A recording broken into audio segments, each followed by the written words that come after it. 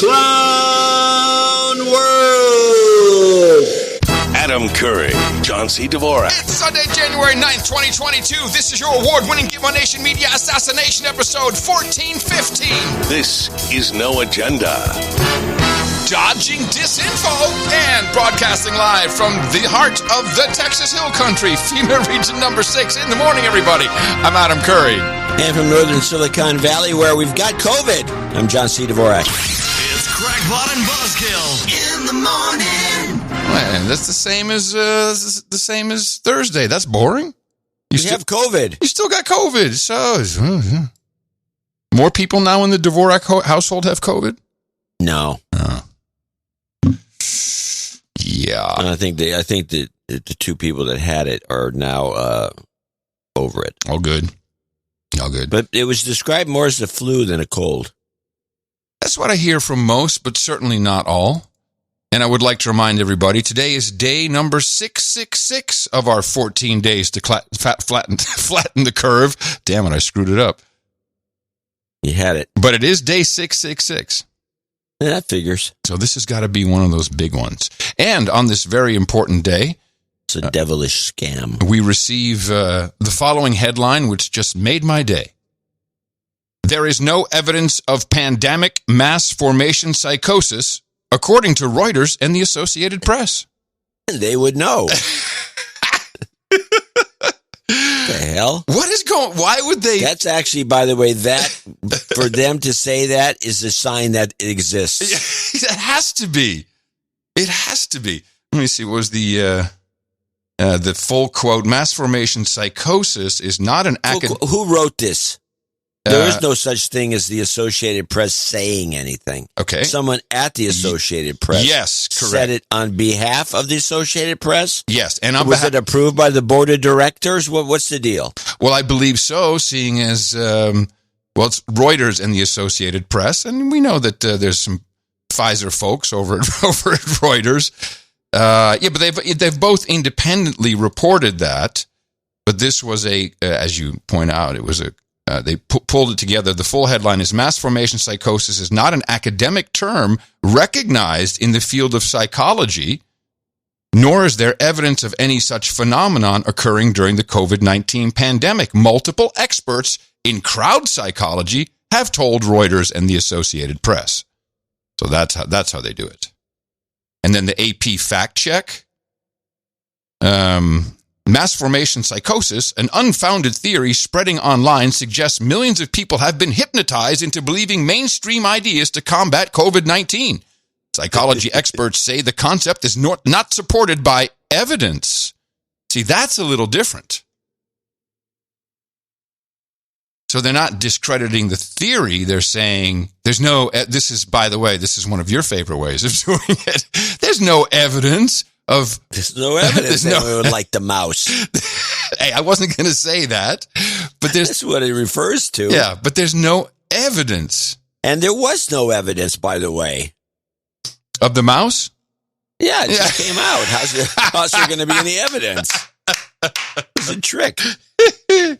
Let's see what other AP. Oh, here's the Reuters fact check. Some social media users claim, okay, thanks Reuters. And use the word, by the way, another loaded word, claim. Claim. They say, by the way, and if you do it right, if you're an honest journalist, you say, some social media critics say. Yeah. Because claim is a loaded word. Mm-hmm. It's a chicken shit way of writing. And here's how it works. Some social media users claim mass formation psychosis has occurred during the pandemic. Experts in crowd psychology, however, said this is not a term recognized in the field of psychology, nor is there evidence of coordination, nor is there evidence of any such phenomenon. Now, of course, the phrase is mass formation, not mass formation psychosis, and then they go on to say the phrase does not appear in the American Psychological Association Dictionary of Psychology, nor does it appear in the PsychNet database of published research articles. Wow. Discrediting Professor DeSmet there. Well. Oh, well, whatever. I just thought that was the term. The mass hypnosis exists. It's a very well known phenomenon. It's documented. Why don't you just alter just to repurposing of different words. You added formation, you know, because it's something that's happening. It's a newer version. It's just, I don't know what, it seems this little defensive, if you ask me. If you don't think that it exists, or you just don't write about it as bull crap. That's the way I would do it. So it's bull crap. So I'm seeing two different things happening. I'm seeing mainstream and health experts, in particular the CDC, kind of separating in a way. And there's, questions, and it feels a lot like the CDC is trying to pull back a little bit and give everybody some leeway, maybe because they see, holy crap, mass formation, this is a problem. Maybe we shouldn't make it such a big deal for all the testing and the mass, and you're kind of okay after 5 days, not 10.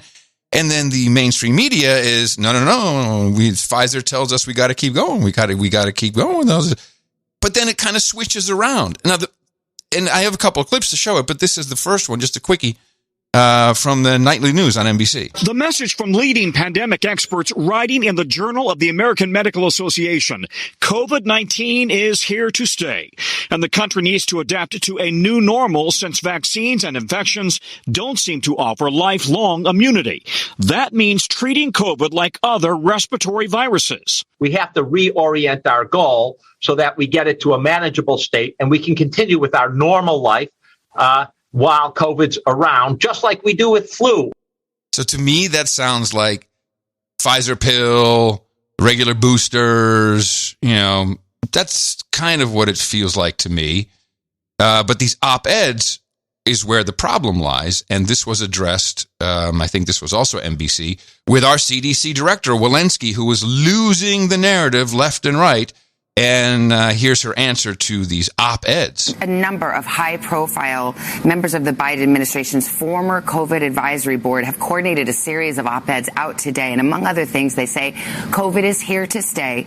And it also says the administration needs to change its approach. Dr. Luciana Borio says it feels like we are always fighting yesterday's crisis and not necessarily thinking what needs to be done today to prepare us for what comes next. These are former advisors to the White House. Do you agree? COVID-19 is here to stay, and the administration needs to change its approach.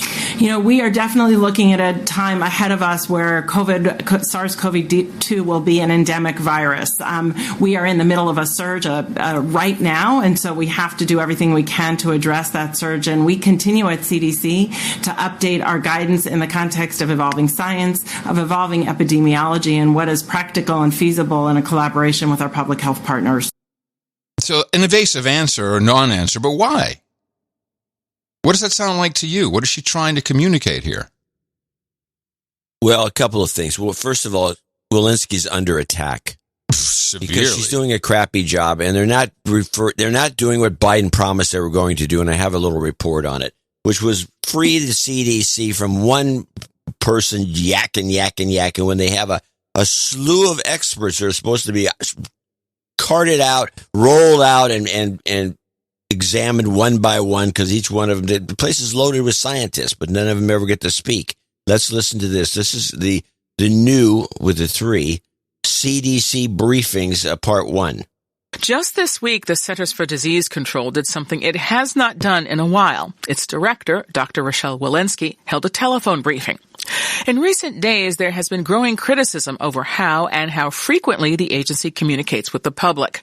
Walensky said she's gotten the message. So I anticipate that this will be the first of many briefings, and I very much look forward to them.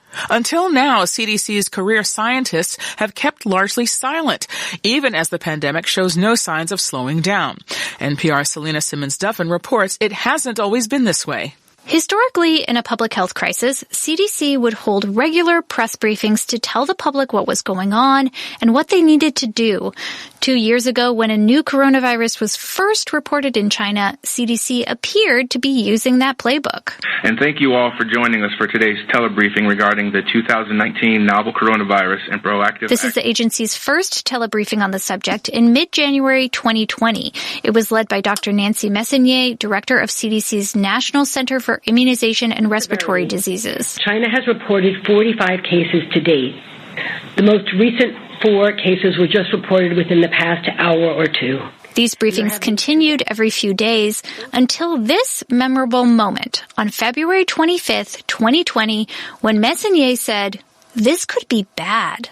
I had a conversation with my family over breakfast this morning, and I told my children that while I didn't think that they were at risk right now, we as a family need to be preparing for significant disruption of our lives. The stock market crashed. Then President Trump was furious. There were reports he wanted her fired. The next day, he put Vice President Mike Pence in charge of the White House coronavirus task force, and COVID briefings became a televised White House affair. The CDC telebriefings did continue for a while, occasionally. When President Biden came in, he promised repeatedly to beat the pandemic by restoring public trust. Scientists and public health experts will speak directly to you. That's why you're going to be hearing a lot more from Dr. Fauci again. Well, Walensky's got to take the fall for whatever's happening. Well, I don't know what, well, this is a part 2, and maybe you'll get some idea. Will speak directly to you. That's why you're going to be hearing a lot more from Dr. Fauci again. Not from the president, but from the real, genuine experts and scientists. Certainly, Americans have heard a lot from Dr. Anthony Fauci of NIH, the president's chief medical advisor, and CDC's director, Walensky. Both are frequent guests on TV news shows and in the White House COVID-19 response briefings. But under Biden, CDC and its career scientists remain sidelined. CDC has actually done fewer telebriefings on the pandemic under President Biden. In 2020, under President Trump, there were around 24 CDC telebriefings on the pandemic. In 2021, under Biden, there were 2. Okay, this explains this next clip then. Because the scientists are not getting out, not allowed to speak. They've promised this. Walensky has screwed it up so bad. She did exactly the wrong thing. Brought in marketing consultants. Can you believe it?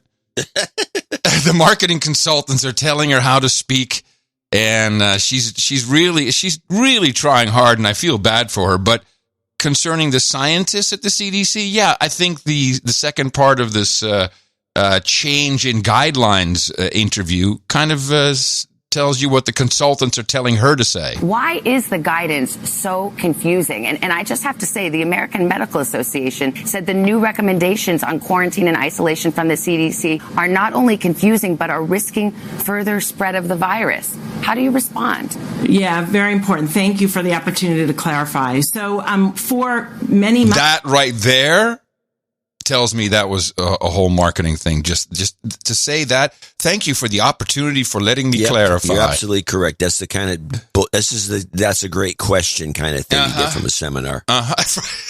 She could have gotten a cheap seminar. I'm sure we paid $500,000 for her consultants. Respond. Yeah, very important. Thank you for the opportunity to clarify. So for many months, years, we had isolation and quarantine guidance that said 10 days, and we are now standing on the shoulders of years of science that has demonstrated that... There it is. Okay, we want to make sure that you really punch up the science aspect. So we've come up with something. You stand on the shoulders of years of science. Oh, yeah. This is great. What do you think about Bob? Is the work? Yeah, I think the American public will dig it. We had isolation and quarantine guidance that said 10 days, and we are now standing on the shoulders of years of science that has demonstrated that if you are infected, you are most contagious in the 1 to 2 days prior to your symptoms and the 2 to 3 days after your symptoms. Why so is no? This is just incredible. She's literally saying, well, the science has always been this, years of it. We stood on those shoulders. Then why was it 10, lady? That if you are infected... Well, hold on a second. Why was there... Wasn't she the one who also said that, or when they... I think we had a clip of it, where why did you switch from 10 to 5 when you don't have enough evidence to change it? What's your evidence? And this is what they've been hounding her about. What's your evidence? Where's your scientific evidence? Specifically, what's the report? What's the research? Mm-hmm. She can't deliver. And she's the one who says, we don't have quite enough evidence yet. Well, now you change from we don't have enough evidence to we've got years of evidence? How did that happen? That's exactly what I'm saying. That it's demonstrated that if you are infected, you are most contagious in the 1 to 2 days prior to your symptoms and the 2 to 3 days after your symptoms. So we know that the vast majority of your contagiousness by day 5 is really behind you. So in this moment, where we're evaluating the science and looking at the epidemiology of the disease. Wow, great sentence. So in this moment, we're evaluating the epidemiology and the science of the disease. You had 2.5 years to do that, lady. We said 5 days of isolation. And then, are you feeling better? Is your cough gone? If your symptoms... What happened to, you're going to go on a ventilator, you're going to die, there's no chance. No. Now it's, you feeling better? Is your cough gone? 5 days of isolation. And then, are you feeling better? Is your cough gone? If your symptoms are gone, we say, come out of that. You're okay to come out of that isolation, but you really do need to wear a mask all of the time. Now, I have deep respect for AMA, but and I've read their statement. What I will say is we've gotten a lot of support from our partners in our public health spheres, in our clinical spheres, and in in our... What's this spheres business all of a sudden? Our partner sphere, our clinical health spheres. What are the spheres? Laboratory spheres as well. Laboratory spheres. We have heard people who are interested in getting and doing a test. They have access to a test. They want to know how to interpret it. And when we updated our recommendations just this week, we provided guidance for how you interpret that test if you so choose to take that extra step at the end of your isolation. And notice it's isolation and not quarantine. Just a couple of these things. I don't know why the marketing consultants would allow isolation at this point in time as a word instead of quarantine. So there's probably a better word than both. Incarceration. I can't think of one either, but I'm sure there is. Incarceration is what I was thinking. Lockup. She dropped a massive bomb of data here, though, in this short one. I want to ask you about those encouraging headlines that we're talking about this morning, this new study showing just how well vaccines are working to prevent severe illness.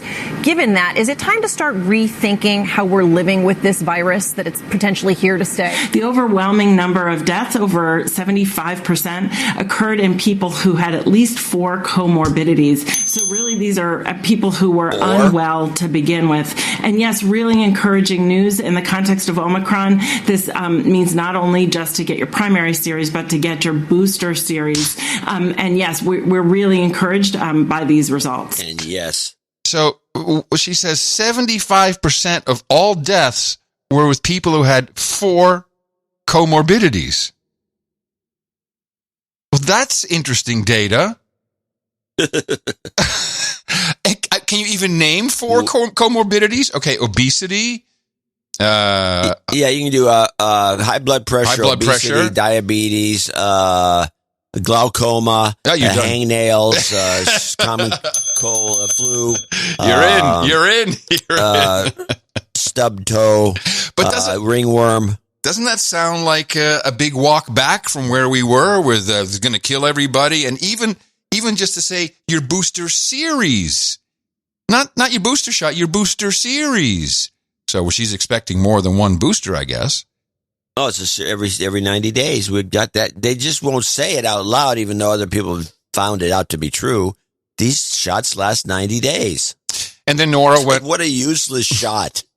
And then Nora went on the humorous tip and asked her about the trending hashtag CDC says. Why is the guidance so confusing? And I just have to say, the American Medical Association said the new recommendations on quarantine and isolation from the CDC are not only confusing, but are risking further spread of the virus. How do you respond? Wait a minute. Yeah. That's not right. Did I screw that up? And they want to know how to interpret it. Just this week, we provided guide at the end of your isolation. And maybe finally, all of this mixed messages or new messages has led to a meme on social media poking fun at the CDC's advice. Tweets like, CDC now recommends eating straight off the floor at Waffle Nora, House. That's Savannah. Oh, I'm sorry. You're right, Savannah. All right, back to the beginning of that. Media poking fun at the CDC's advice. Tweets like, CDC now recommends eating straight off the floor at Waffle House. The CDC now says it's in fact okay to eat Tide Pods. The CDC says go ahead and get bangs. It's amusing. People letting off steam, of course, but is there a larger credibility problem with your agency right now? You think? And how significant is that in the midst of a pandemic? We at the CDC are 12,000 people who are working 24/7, following the science with its ever-evolving nature in the midst of a really fast-moving pandemic. And we are doing so, putting our head down to keep America safe. We will continue to update. We will continue to improve how we communicate to the American public. This is fast-moving science. All right, Dr. Rochelle Walensky, thank you. That's not an answer. You stepped on the joke. It's okay. What did she say? Ever-evolving nature in the midst of a really fast-moving pandemic. And we are doing so, putting our head down to keep America safe. We will continue to update. We will continue to improve how we communicate to the American public. This is fast-moving science. All right, Dr. Rochelle Walensky, thank you. Should I get bangs? She didn't hear the question, sadly. That was one of the CDC says things. So something she actually said, "Should I get banged?" Bangs, because you didn't hear. You were laughing. One of the CDC I heard says it clearly the second time. No, one of the when she was doing the rundown, CDC says the last one that you didn't hear was CDC says it's okay to get bangs, and of course, all women know it's never okay to get bangs. It's a fact. Now, Savannah, you should get some bangs because we need to get you out of there. Is she on the block, or is it just Nora that's on the block? Nora's on the block. Nora's Savannah, on the block. I don't know. It's hard to say she's on the block. This is not in the trades that she's on the block. When it comes to collusion with between M5M and the pharmaceutical and medical industries, Robert Kennedy Jr. posted this fantastic story and it's titled "The Day Jake Tapper Sold His Soul to Pharma." and this goes back to when here in recommending a vast battery of new vaccines for children, public health regulators had somehow neglected to calculate the cumulative mercury and aluminum loads in all the new jabs. And so this is on behalf of the Children's Defense Network, whatever Kennedy Jr.'s thing is. And so he's writing this huge article for Rolling Stone, which he says Tapper spent weeks working on the story with me, a team of enthusiastic ABC reporters and technicians. During his frequent conversations with me over that period, he was on fire with indignation over the Simpson Wood revelations. I had to look that up. He acted like a journalist hoping to win an Emmy. The day before the piece was to air, an exasperated Tapper called me to say ABC's corporate officials ordered him to pull the story. The network's pharmaceutical advertisers were threatening to cancel their advertising. Quote, "Corporate told us to shut it down," Tapper fumed. Tapper told me it was his first time in his career that ABC officials had ordered him to kill a story. So instead, ABC, they followed after 1 week, and they, of course, aired a puff piece promoting vaccines, assuring listeners and viewers the mercury-laden vaccines were safe. And after the piece aired, he called Jake to complain. He never answered. And of course, now if you look at Jake Tapper, his tweets, he's really attacking Kennedy Jr. as a liar, disinfo agent, tinfoil hat wearer. So it just kind of shows you the guy really has no soul. And he lost it then and there, and they co-opted him, and he's done. And it's most of his specials and his shows, of course, are sponsored by Pfizer. That's pathetic. And the thing is, just on the face value, it could be, we don't know if this story is true, but of the two people, I'm a lot more susceptible to believing everything that Kennedy said about Tapper than anything Tapper said about Kennedy. Me too. Why is that? He's a Kennedy. No, it's because just don't let him drive you home. That's all. Just everything else is fine. No, cheap shot. I know. Okay, I got more on the CDC and the COVID thing. Let's go to this clip's COVID attacking CDC. Ooh. This week, I had a chance to sit down with Jessica Malati Rivera.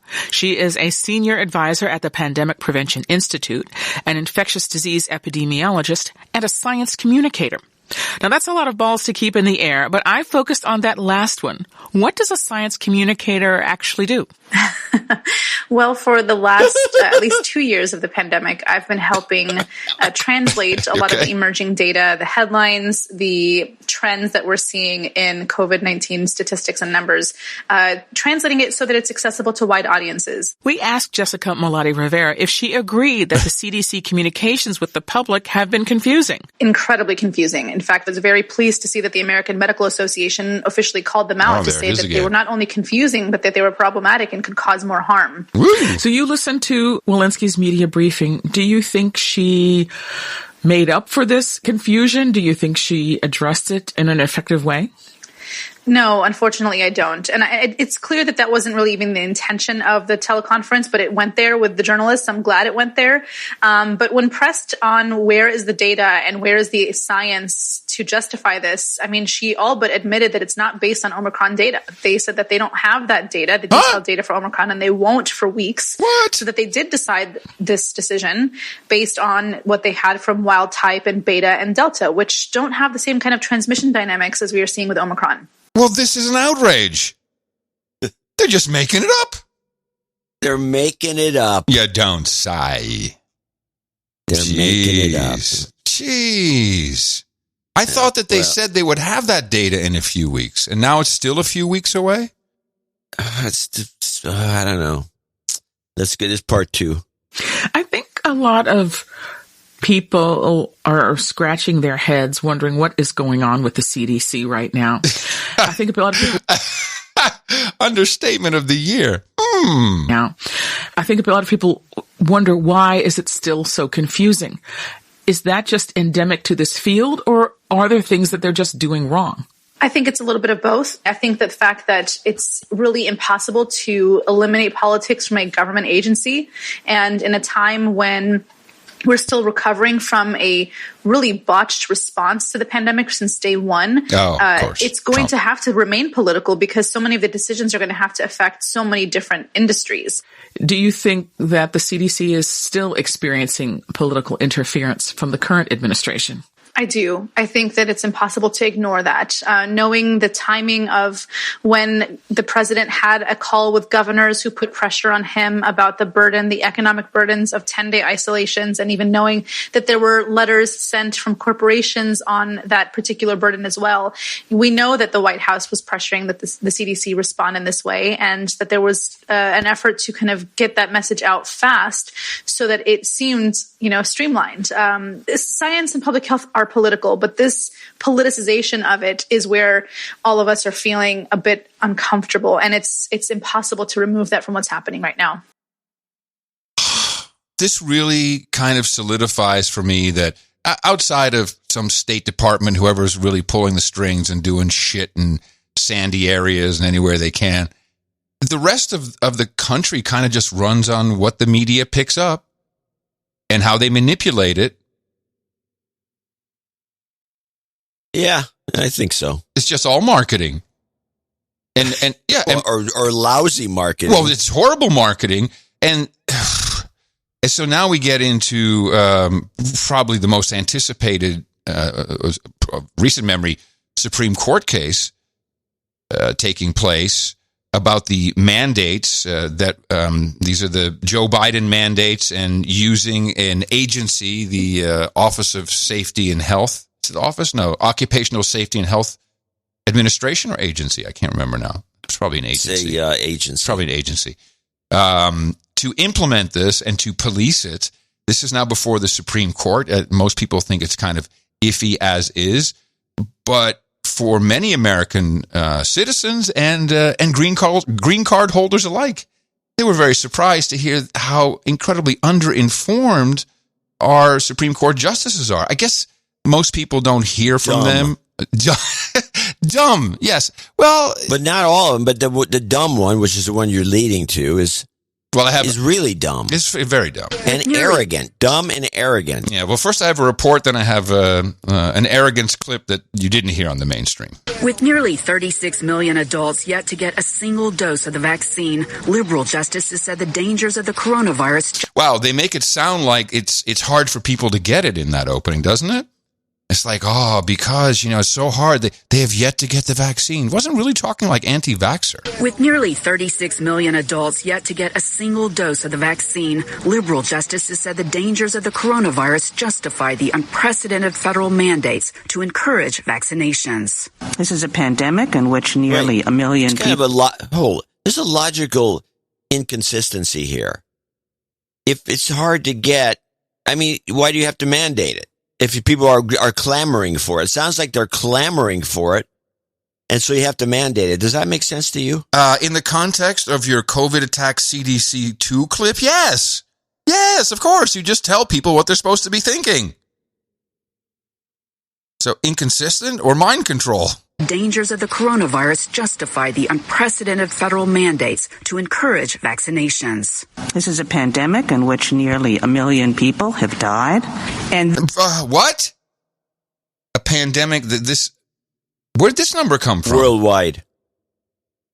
We have 840,000, so you're telling me the rest of the world is only 160,000? Could be. A pandemic in which nearly a million people have died.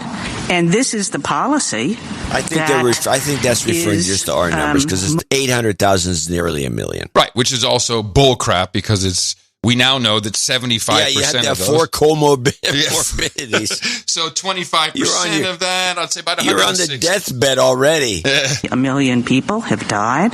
And this is the policy that is most geared to stopping all this. In extraordinary arguments amid the surge. And I was talking with Tina about this last night.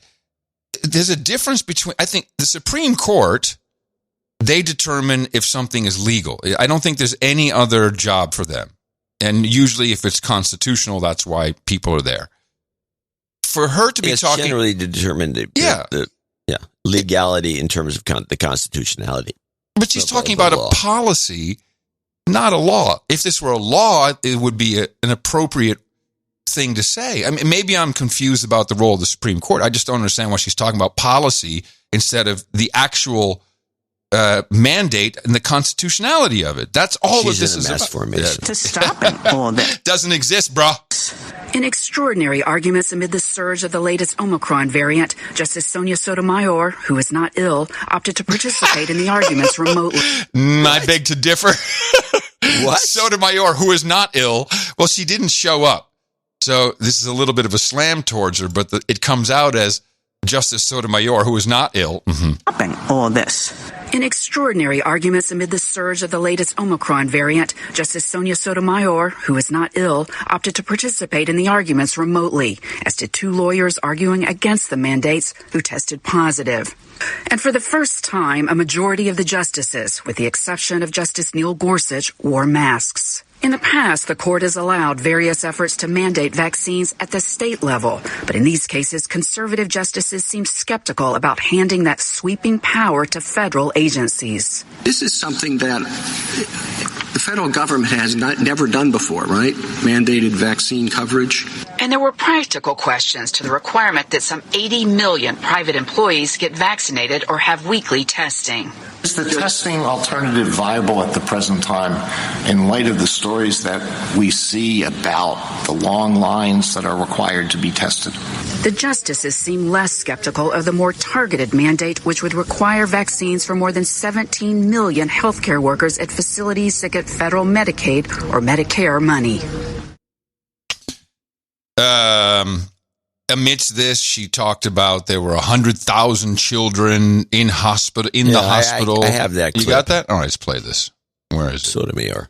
Sotomayor is a liar. Counsel, those numbers show that Omicron is as deadly and causes as much serious disease in the unvaccinated as Delta did.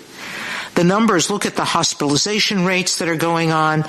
We have more affected people in the country today than we had a year ago in January. We have hospitals that are almost at full capacity with people severely ill on ventilators. We have over 100,000 children which we've never had before, in serious condition, and many on ventilators. So saying it's a different variant just underscores the fact that without some workplace rules with respect to vaccines or encouraging vaccines, because this is not a vaccine mandate, and requiring masking and requiring isolation of people who have tested for COVID. Because none of you have addressed that part of the ETS is to say something that should be self-evident to the world, but is not, which is, if you're sick, you can't come into work. The workplace can't let you into the workplace. And you shouldn't go on unmasked. Tell me what's irrational about rules of that nature when it is the workplace that puts you into contact with people that will put you at risk. Wow. Again, about rationality and nothing about constitutionality. These people are disqualified from sitting there. Well, she is for sure. And then of course, the media, because they couldn't not. Yeah, they had to give her grief about. They had to fact check her, of course. She was off base on everything. Here's Kagan, just arguing with an expert. I thought that was fun. Justice Kagan? Mr. Flowers, just continuing on that, if I understand your answers to Justice Thomas and to Justice Sotomayor, you basically said a couple of things. You said, well, we understand that 18 to 29-year-olds, even though they're not going to die or wind up with very serious injuries, that they can spread. You don't doubt that those people spread to other people who might be more vulnerable. You don't doubt that, right? What? You don't doubt that. Was she a prosecutor or a defense lawyer? What the hell was she in her previous life? That's a good question. I don't remember. I mean, she's attacking this. Yeah, she's not the job, but she's another one. That's right, but the problem. Okay, I'm sorry to cut you off, but whoa. That those people spread to other people who might be more vulnerable. You don't doubt that, right? Right. That's right, but the problem. Okay, I'm sorry to cut you off, but I just wanted to set that as like the premise. She a senator, and she got 5 minutes. Yeah, she's got to jam all these questions down this guy's throat. What? It was. You know what? It's probably written by the same people who write the questions for the Senate. That's what's going on. I don't think she has a brain cell in her head that is working on this problem. What do I ask? Okay. And then to set the guy up, that's exactly what they do in the Senate for the soundbite. You don't disagree with that, right? Well, yes. Okay, thank you. That's all I wanted to hear. I guess a yes or no answer. Then the question is, you said, the agency itself says that the danger is to other unvaccinated people, older people, immunocompromised people, whatever.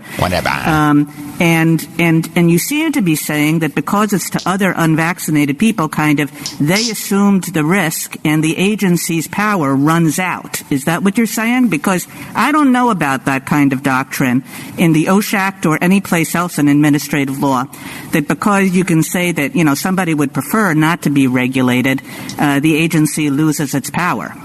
That's not quite the point we're making. It goes to 2 points. The first is necessity. So if everyone who's vaccinated is not in grave danger, then a narrower solution is, if they think they have the power to vaccinate, to require the people in grave danger to be vaccinated, and they are removed from the grave danger, and the other individuals are not affected. I think that's the key point there. Okay, thank you. Shut up and get out of my face. Yeah, this is not discussing law here. They're discussing feelings.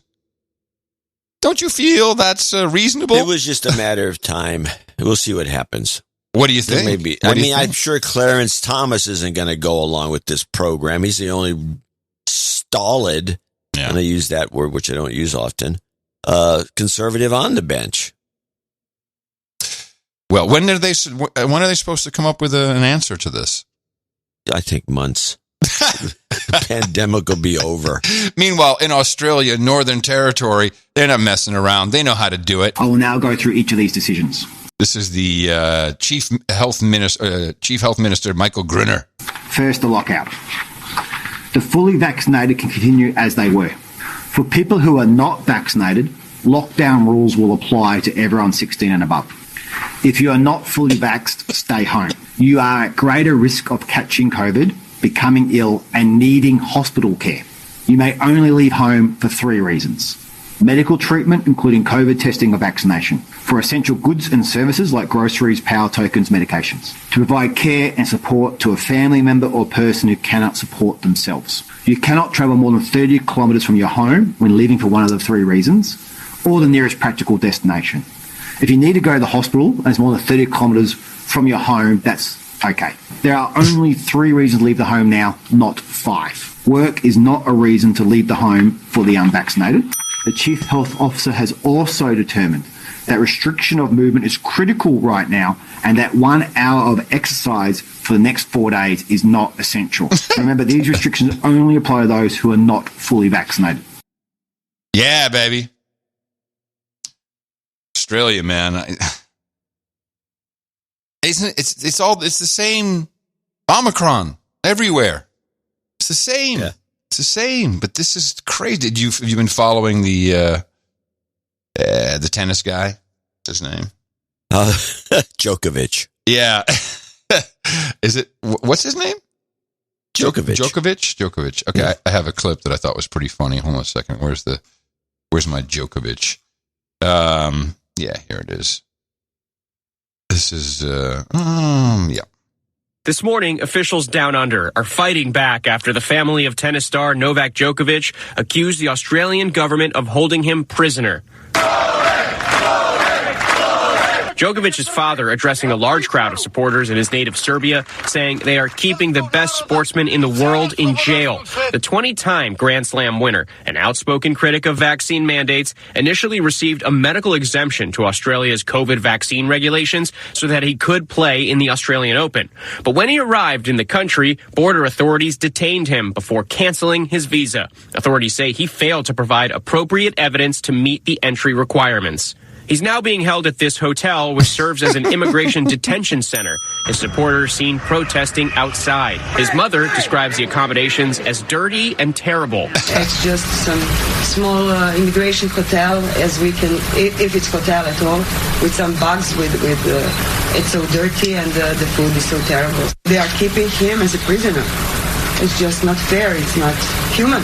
The Australian government responding overnight saying Djokovic is not a prisoner. Mr. Djokovic is not being held captive in Australia. He is free to leave at any time that he chooses to do so, and Border Force will actually facilitate that. We treat all people who are in immigration detention fairly, equitably.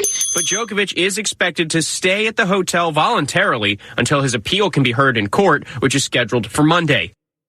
Equitably. Nice. It almost feels like a setup. It's like, hey, man, why don't you come here so we can prove that we treat everybody the same? Or as we say, equitably.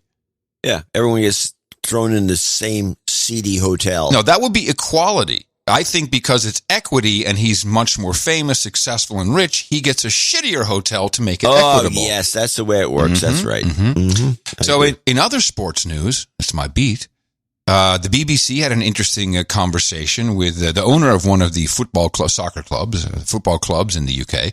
And she, it's about vaccinations, and she brings up an interesting little point here, and, well, the predictable happened. Well, talking of sports with a lot of money, although, before you say it, Carol, Port Vale's not one of them, Port Vale Football Club. And what about your players? What do they tell you about their nervousness about taking anything at all? Well, firstly, can I say that Port Vale's one of the highest percentage of vaccinated players in our league. So it isn't that there's a big issue with it in that way, but they are worried. Because? And I think, when you're looking at professionals, well, because they can see that there are other sports people that have suffered, whether it's through heart attack or death or what have you. Now, it may be that there's all there is now, and it's raised the confidence. Oh. I don't know, but it is scaring them, and they.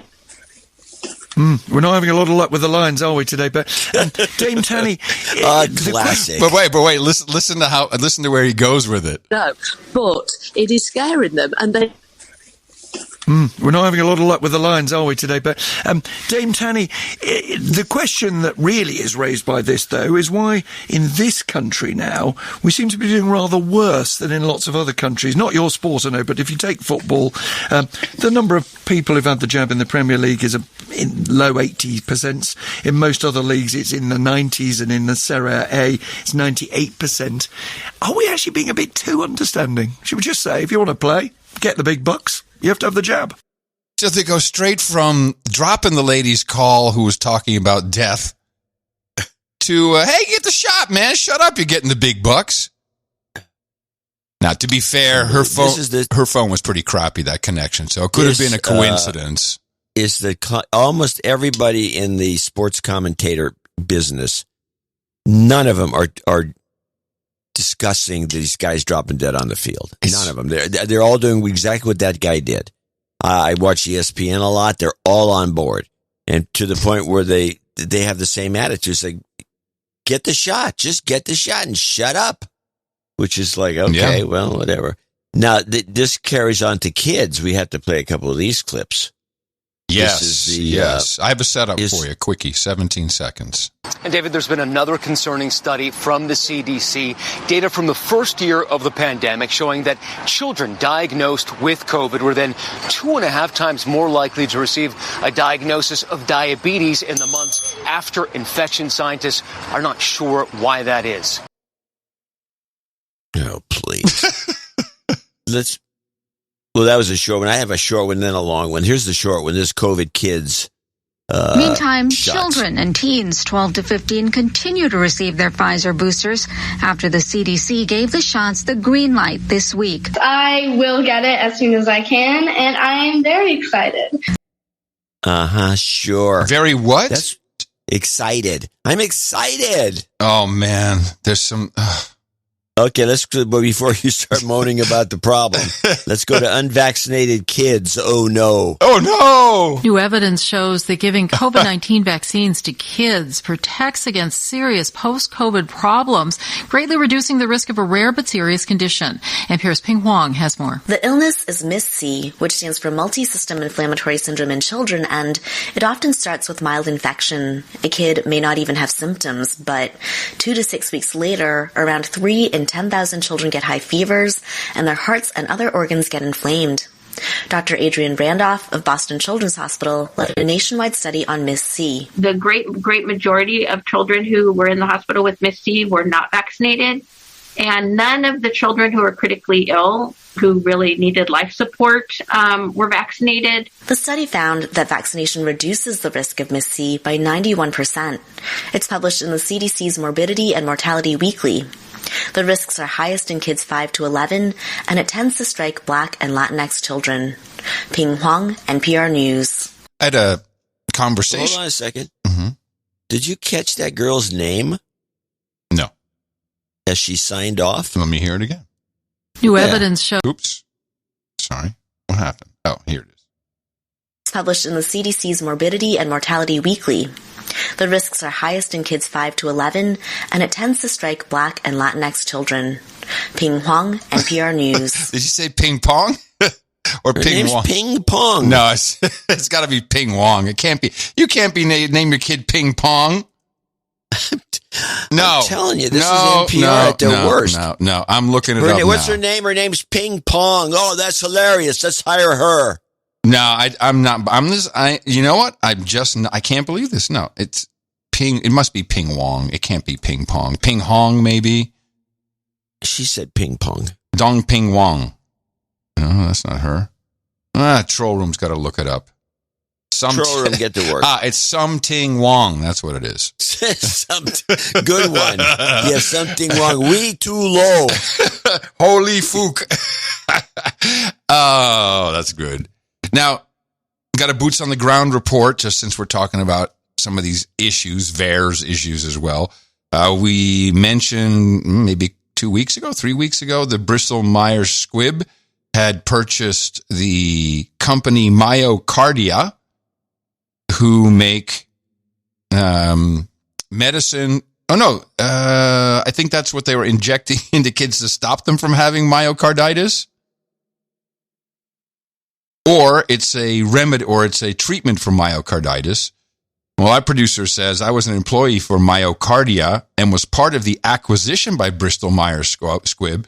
My colleagues and I are highly skeptical of this acquisition as well and couldn't believe you were onto this information. I manage clinical trials for a living, so understanding the complexity of the industry and how the vaccine was tested and authorized for use is my career. So after getting acquired by Bristol Myers Squibb, I was fired for not being vaccinated, of course. Tells you enough right there, doesn't it? What more do you need to know? The Cheltenham Post in the UK, which is a newspaper you can get at the gas station. I've seen it. They brazenly published on their page 2, the inside to the cover, the yellow card. So basically the UK version of VAERS, so the Vaccine Adverse Reporting I saw this database. And they show their headline. I wish somebody would send me a copy. Oh, it's in the show notes. Oh, you mean a real copy? No, a copy. You want a real copy, yeah. Do you know about the MHRA yellow card scheme? Have you been vaccinated or know someone who has? This sounds like one of our lawyers in America, but it isn't. It isn't. That's just news. That's just reporting in the UK. Injuries, 1,196,813. Deaths, UK alone, 1,645. And they've got all kinds of stuff in here. There are no long-term studies on the effects of COVID vaccine. Remember, mRNA vaccines have never previously been used on humans. The phase 3 coronavirus COVID-19 vaccine trials end in 2023, meaning these vaccines are experimental. Who's publishing this shit? This is great. That's because it's illegal for big pharma to advertise the way they do in the United States. They gave them the green light in the United States and they took over the business and now just brainwashed the public. In England, they can publish that without anyone calling up like they did with Jake Tapper. Mm-hmm. Yeah. And they just go with it. They can't do anything about it. They just have to have prettier PR women. This is so they don't. Oh, man. When you nail it, you nail it. So instead, the UK doesn't have that. So, okay, well, we can't advertise. And, you know, it's a problem. But at least we can get the United Kingdom's disinformation unit engaged. And if you think it wasn't a thing, listen to Nadine Dorries. She is the UK Secretary of State for Digital, Culture, Media, and Sport. Our disinformation and misinformation unit is working, and we've done everything possible. I mean, I know that there have been accusations is a strong word, but concerns possibly from the opposition front bench that the disinformation and misinformation unit was no longer in existence. That's not the case. It's not true. It is there. It is working. We did have a pilot which ran for 6 months, which stopped, but the work from that pilot now continues with the misinformation and disinformation unit. And daily, that work takes place daily, and daily we work to remove that content online which is both harmful and, particularly when it comes to COVID-19 and vaccinations, which is harmful and provides misinformation and disinformation. Daily we have those contacts with the online providers, and the work is ongoing. Yeah, perfect. This is just the government just takes shit down, goes after you, pulls it away. And I'm sure they're doing it to the press too. Yeah, well, it unlike what we do, which is let the pharma companies boss everyone around from the ground up. Mm-hmm. The Brits have to take the bribes. The government has to be bribed by the pharma companies to be the way they are. Yeah. So it's a different system.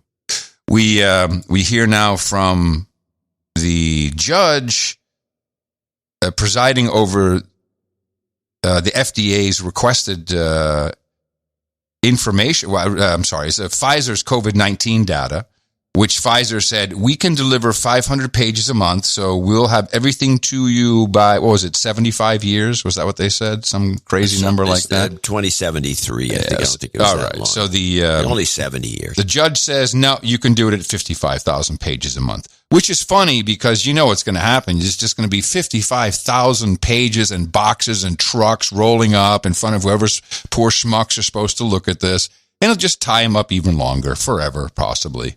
Yeah. That's how that works. It's an old trick. Actually, they got that trick from Silicon Valley. Oh, do tell. Yes, well, that's what Intel used to do every time they were asked for some documents to prove one thing or another when Intel and AMD were suing each other back and forth. And so they would provide just so much stuff, it would just swamp them. And very common trick. Dutch government withholding excess mortality data. People getting upset about that. Scientists are now criticizing the government's continued failure to release the data for an independent investigation. Wonder why. But here's the ditty I got from Boots on the Ground, one of our producers. This is about the hospital system. I wanted to pass along a note about little COVID hypocrisy. I think it's deeper than that. This week, we were contacted by my daughter's daycare to inform us that she had a COVID exposure and that she should get tested. The next morning, she was coming down sick with the coof, so we tested her, and sure enough, the home test came back positive. Since my wife works with very sick patients at the regional medical center, she called her employer at the hospital to ask if she should test and stay home. Her boss told her they have an unofficial don't ask, don't tell policy. They instructed her not to get a test because if it came back positive, they couldn't let her go to work. But if she wasn't too sick, she just needed to come into work anyway. Don't ask, don't tell. Yeah, I like it. Isn't that some kind of violation? They're short. They got to do. No kidding. Put a mask on and hope for the best. Well, then we go to our final topic: test to stay. This is the new thing. Get everybody on it. And some people are still wildly in the mass formation, sadly, right here in Texas. A Cypress Falls high school teacher accused of putting her 13-year-old son inside her car trunk has bonded out of jail. Sarah Beam is charged with child endangerment. We're told she was at a drive-through COVID-19 testing site in Northeast Harris County when a worker found the 13-year-old and notified police. Beam allegedly said her son tested positive for COVID and she did not want to be exposed. Beam is now out on a $1,500 bond. Cy-Fair ISD says Beam has been placed on administrative leave. I'd love to see a photo of this woman. So she looks like one of those woke teachers. Like one of the ones coming out saying, I'm a lesbian, letting the whole class of 8-year-olds know. Oh, yeah, that's exactly that face. Cute, by the way. But the full story is her kid had COVID and she was testing herself, but she didn't want to get it from the kid. And so she threw the kid in the trunk and she pulls through the drive-thru. I'm sure the kid's like, what an idiot. They shouldn't have let her bond out of jail as far as I'm concerned. I agree. My goodness. On the teacher front. Before we do, I don't want to leave Omicron yet. Oh no, I'll come back. I'm just doing the test. I'm still on testing. This is one of our producers, public school teacher in Central California. Although Gmail just attempted to type Texas for me when I was writing California. I don't know what that's about. Friday, we were told by the administration to distribute boxes of rapid antigen tests out to the students that every student needs to have one to take home. Talk about some money there, huh? Apparently, this is occurring with all school districts. They can't afford pencils. The teachers have to buy their own supplies, but this is okay. Yeah, such a good point. Apparently, this is occurring with all the school districts across the state. As we know, the tests are not cheap, and it'd be interesting to know whether this is part of the current shortage. I have about 80 students that I teach. On any given day, about 60 show up. The same is true of staff. We have about 50 staff, and on any given day, there are 8 to 10 out with no substitutes. The system is collapsing before my eyes, and everyone is so burnt out. It is refreshing to be in person. I hated distance learning. I love seeing my students every day, encouraging them to grow their passions. I absolutely despise the fear we are placing into these kids. I'm homeschooling my own children, if that's any indication of my faith in public schooling. There are excellent teachers in public schools. I hope I'm one of them, but they are not the norm. So it is collapsing. So but the teachers, they won't go along with it. Don't ask, don't tell. Like, what are you talking about? I'm not speaking. Build back better, baby. Walgreens, speaking of the tests, profits off the hook because of the COVID tests, which are selling. There's a secondary market. And I think they're setting this up for Bill Gates, man. I'm still hoping when you see the headlines. He's late to the game already. Yeah, but look at this one. This may, if this gets, maybe he's waiting for the right moment. If this one gets him late. Here, 70. The right moment is 70. Well, listen, no. 78% of passengers on a single flight from Italy to India tested positive for COVID-19. That's 125 passengers. Yet all passengers flying to India have to have a negative PCR test within 72 hours of travel. So now they're saying, well, PCR is, we used to say it was the gold standard, but I think we need different kinds of tests now because these are clearly failing. It seems highly unlikely that 125 people got past the testing requirement to get on the plane. I agree. Without some kind of bullcrap thing going on there. Bullcrap's the word. All right, Omicron. Okay, I got two. These are local clips from Washington. Show you what's going on with the local news, the way it's covered outside of the Bay Area and Austin. This is Omicron and kids in Washington. It certainly can put kids in the hospital. They've certainly died. Where our hospital right now has had record numbers of kids who are on oxygen with COVID. From coast to coast, there are record numbers of COVID cases. In Los Angeles County, nearly 44,000 cases on Friday. Nationwide, hospitalizations are nearing an all-time high, with 130,000 people in hospital beds with COVID. And officials from Oregon to New Hampshire calling for help from the National Guard. Oh, my goodness. What is this little Australia? No, I looked into that report. That's actually a feed from ABC News. This is ABC, so the ABC affiliate, KOMO. And that's what they're feeding them, and they're playing this to the locals up there. Sounds like all hell's breaking loose. Is it? No. Okay. So let's go to Omicron in Washington. I think this is a local report. The state reports more than 10,000 people have now died in our state since the pandemic began. The number of daily infections has set records 3 days in a row. Friday, the Department of Health reported more than 17,000 new cases in just the last 24 hours. Well, the strain on hospitals is also being felt at COVID-19 testing sites, with demand soaring more than a week into the new year. And for some, at-home tests have really been tough to find. KOMO's Steve McCarron explains the reason behind the surge and what state health leaders are saying about the struggle to book and find those tests. It took Kate Brown several days, but she finally scored an appointment at the last minute for a COVID-19 test at this site in Bellevue. This surge has been crazy, and I think that's because of holidays and travel. A surge in demand also fueled by new requirements to get kids back into their classrooms and the rapid spread of the Omicron variant. Here, they're seeing upwards of about 3,000 patients per day, nearly double the normal amount. And as of this week, they're all now done by appointment only. Right now, this is what we have to do so that we can make sure we're processing people's tests correctly and that our lab doesn't get overrun. State leaders admit they know it's been a struggle for a lot of people to find appointments and at-home tests. How long the increased demand will last remains unclear. If you feel you're at risk because you have COVID-19 and you can't get a test, there are activities that you should shun away from. Yeah, friends of ours. By the way, before you say that, that report included a couple of very weird grammatical usages. Okay. At the end, the guy says there are activities you should shun away from. Oh, that's shy away from, not shun away. It should have been shy away from or shun, just plain shun. Yeah. The other one, it says, we hope that the lab doesn't get overrun. The word she wanted was overwhelmed. Overrun means there's a bunch of rats coming into the place or something. Who knows what that means? Yeah. Well, that's your ABC News for you.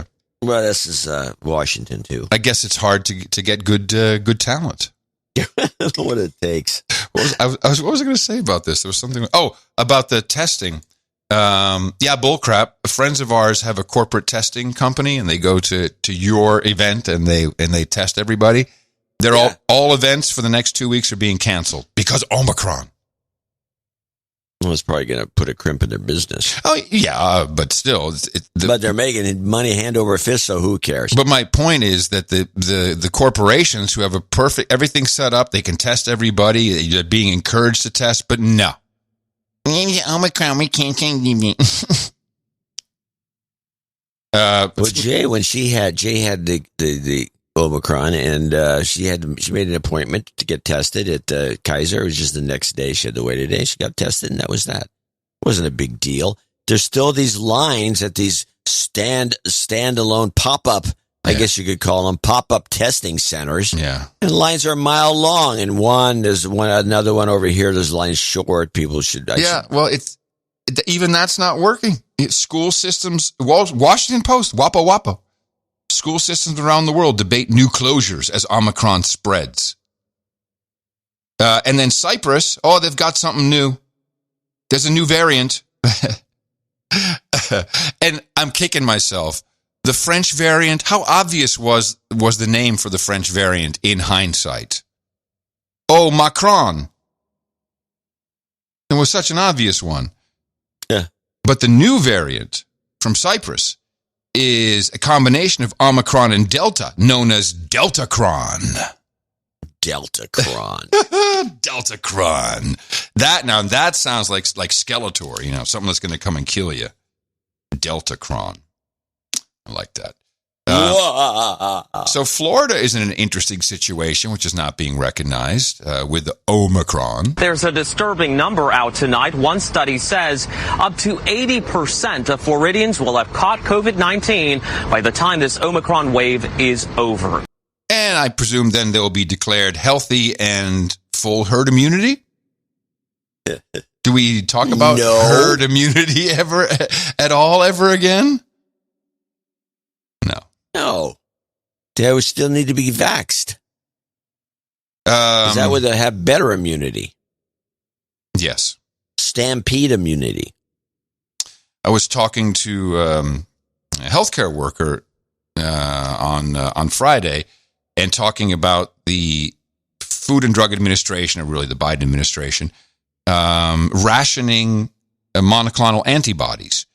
And in certain cities, maybe states such as New York, what they're saying is, and we've been tracking this for I think maybe 2 months even. We've had the phone calls of people calling up, and the administration has mandated that these drugs, these life-saving treatments, are prioritized amongst black and brown people because they are disproportionately affected by COVID.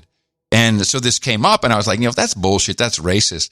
And the nurse said, well, let me say something. It is true that people with more melanin in their skin have less vitamin D, certainly if they're not outside at all. And the simple way to make it equitable for everybody would to make sure that those people get extra vitamin D. Then everyone's levels are at the same, and then you have an equal playing field. That's all it would take. I think she's right. Makes sense. And we've been talking about, you and I offline, about the reason why we have not yet contracted Alpha, Delta, Omicron, Deltacron, or Flurona. Dun, dun, dun, dun, dun, do you wish to elaborate? Because you're the one doing the study. You're doing the study. On, people. You're doing the study. We've had my corona already. It's not funny. Oh, we did? My corona? We had at least 5 versions of it. I forgot all about it. my corona. Yeah. You're right. 5 versions. I'm just wasting my time. All right, go on. No, it's your ball. About what? Your zinc. God damn it. How many times do I have to lob it up for the alley-oop, John? What are you cussing at me for? Because I for the last minute, I'm saying you have been doing research. You have looked at something. You have determined a couple things about why we're not sick. This is our entire... We take vitamin D. That's that simple. No, zinc. You're not even doing it right. Zinc. I know this is one of those things we're supposed to do. I don't. And you failed. You failed. I had it all set up. Another one. Oh, normally you fail on these. Yeah, but you... What we're looking at, what we're investigating, there is one commonality between John, Adam, and the Keeper. All who have, and the Keeper has more exposure to she does. COVID than anybody, but she would bring it home and COVID me all up, I'm sure. Yeah, you've been COVID. And what we've concluded is there's one thing all 3 of us take, and that's zinc. Vitamin D. No, zinc. Oh, zinc. Oh, yeah, for sure. Well, do you want to remind everybody how a zinc works, or do I have to? Where were you on this email thread? This is Dr. All right, Zelenko. Zinc. Zelenko, right. I sent you the thing about Zelenko. Yes. Zelenko, who's a guy, this is kind of one of these fringe guys, but everything he's ever done. I don't think he's fringe at all. He was the first guy to say hydroxychloroquine, ivermectin. He was not so he was fringe. early on the, right. So he's come up with his latest, which is quercetin, which I guess you've been taking just as a supplement for a years, decade. I've never taken it. But zinc is a major, and you see all, that little blister pack from whatever it is, Averdo, that thing they use in India. It includes doxycycline, ivermectin, and above all, zinc. Mm-hmm. And zinc, according to him, is and this makes nothing but sense to me. I'm getting my material back, sorry. Because if anyone remembers the common cold and some of the cures for it, which is a coronavirus cold, it was zinc. They had zinc swabs. There was zinc nose spray. There's all these zinc things. It doesn't work, but it does work. I used to use it when 2 decades ago, when I actually used to get colds all the time. And so zinc makes some sense with somehow getting zinc to attack coronavirus. So Zelenko, in his latest piece, which I'm sure is linked in the show notes, or should be, of course, he makes the claim that zinc, taking zinc, and there's about 7 or 8 versions of zinc you can take, supplements, which I know that for years I was short on zinc, because one of the things that you can tell if you have these little clouds on your fingernails, these little white clouds, means that's a zinc shortage. It's fairly well known medically as a zinc shortage. You take some zinc supplements, it goes away. I used to have them a lot when I was a kid. I don't have them anymore. So, but he claims that you need quercetin and vitamin D. I'm sorry, not vitamin D. Quercetin and vitamin C, which is one of the, vitamin C is no good. You don't even mention it. You'll get banned from Twitter. Your medical license will be taken away.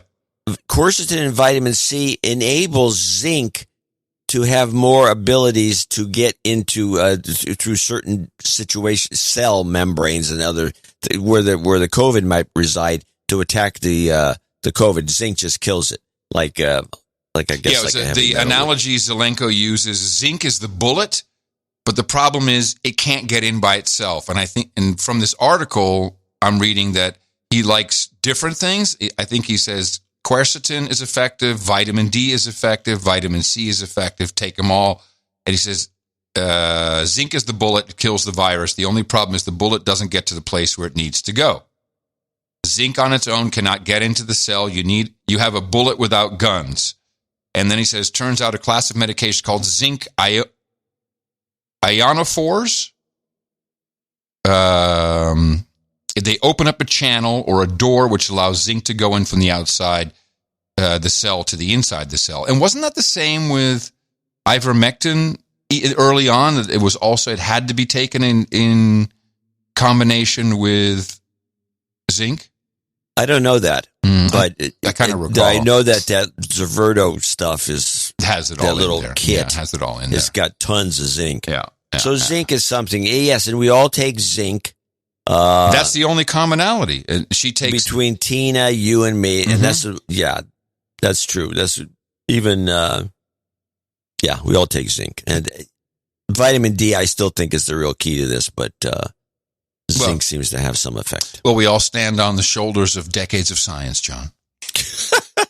Yeah, weekends worth of reading weird stuff by Dr. Zelenko. Well, here's one. Dr. Luis Benito is Italian. I got to put in a check with Willow, because he is billed as a very serious mainstream guy, and that he all of a sudden is coming out on BitChute, which is always a little questionable. Oh, yeah, BitChute. There's your winner. So this guy claims that 96% of all of his patients who claim to be vaccinated, when they're in his office, even after hours when no one else is there, and he asks them to turn off their smartphone, when he turns on his phone and looks for Bluetooth to connect to, He says he's always presented with an extra item there that shows a MAC address. The implication being that somehow these vaccinated people are broadcasting Bluetooth, which technically is very iffy for sure. But I did need to put it out there because I stood next to my sister-in-law this morning without her knowing it before she left for the airport. I'm like, let me just see if there's anything that shows up on the Bluetooth, which surprisingly it did not. Maybe she's one of the 4% of the exceptions. So you should try that at home, people, with your family. No, yeah, but assuming you connect with the phone, which is doesn't mean you can get into the file system. No, but the idea is that there's no, not her phone. What this doctor is suggesting is that the vaccination itself in your body is generating a Bluetooth signal that you can pair with. I find this, and it shows a MAC address. Did you pair with your... Don't even go there. She didn't show up on my list of available devices to connect to, so I'm not even sure it's my sister-in-law now. She wasn't showing up on my devices. You got to question it. Hey, man, listen, this is even a bit far for me. Yeah, I can see that. I should have brought it. I went to, I did the Joe Rogan put the show out yesterday. That was very surprising. I didn't think it would be that quick. Yeah, I was doing clips. I didn't get around to it. I listened to the beginning and then I had to get back to work. No, that's cool. I promoted No Agenda twice. I mentioned you by name. Did you have good things to say? No, I said No Agenda show with the only co-host I could ever imagine, John C. Dvorak, just to make sure you heard it. I'd like to hear. Somebody give me a clip of that. I said that. I said that. So what I did, let me just tell you a little bit of the story because people are saying, hey, man, you didn't ask Joe the question. Oh, yeah. What was the question again? It was you were supposed to ask about Osterholm. Yes. So I walk in. I'm talking to his lovely nurse who was doing the test. She's there every single time. So I didn't even get the antibody test this time. Whatever. I know it's bullcrap. Okay, test me. Joe comes in right off the bat. Hey, man. Hey, man. My talent booker is really freaked out because you guys said he's a government agent. Yeah. And I said, well, here's the context, Joe. I think he's in Colorado. No, he's in Arizona. Oh, that lets him off the hook. But I was curious about Osterholm. Who booked him? And Joe said, I did. He said, I was looking for an expert. He had just written a book. He's the guy I researched, and that's how he got in. And to me, that was the story. To me, that was also a very clear message. Don't fuck with my people. Don't bring that up on the show. He knows exactly what we were discussing. And then throughout the show itself, he kept riffing on influencers on his show. Are you an influencer, Adam Curry? Are you a federal agent? So he did do that a couple times. So that's it. So he booked him. So it doesn't get us much further other than there's no infiltration from the booking side. And I doubt there is there. People elsewhere, there's plenty. Oh, I'm sure. I did get a, if you have a chance to look at some of it maybe later on, because I felt really comfortable this time with Joe. I didn't even mention, hey, I have Tourette's, so when you see me doing all this crazy shit, just so you know, so it doesn't distract you. I didn't mention that. And then as I watched back yesterday, I'm like, holy crap, I'm ticking like a mofo. It's horrible. It's really the worst it's ever been, in my opinion. Here's one of the comments from the YouTube. Adam Curry looks like he's being fed information. That Twitch he does, I swear I could watch that man all day long. But then I got this.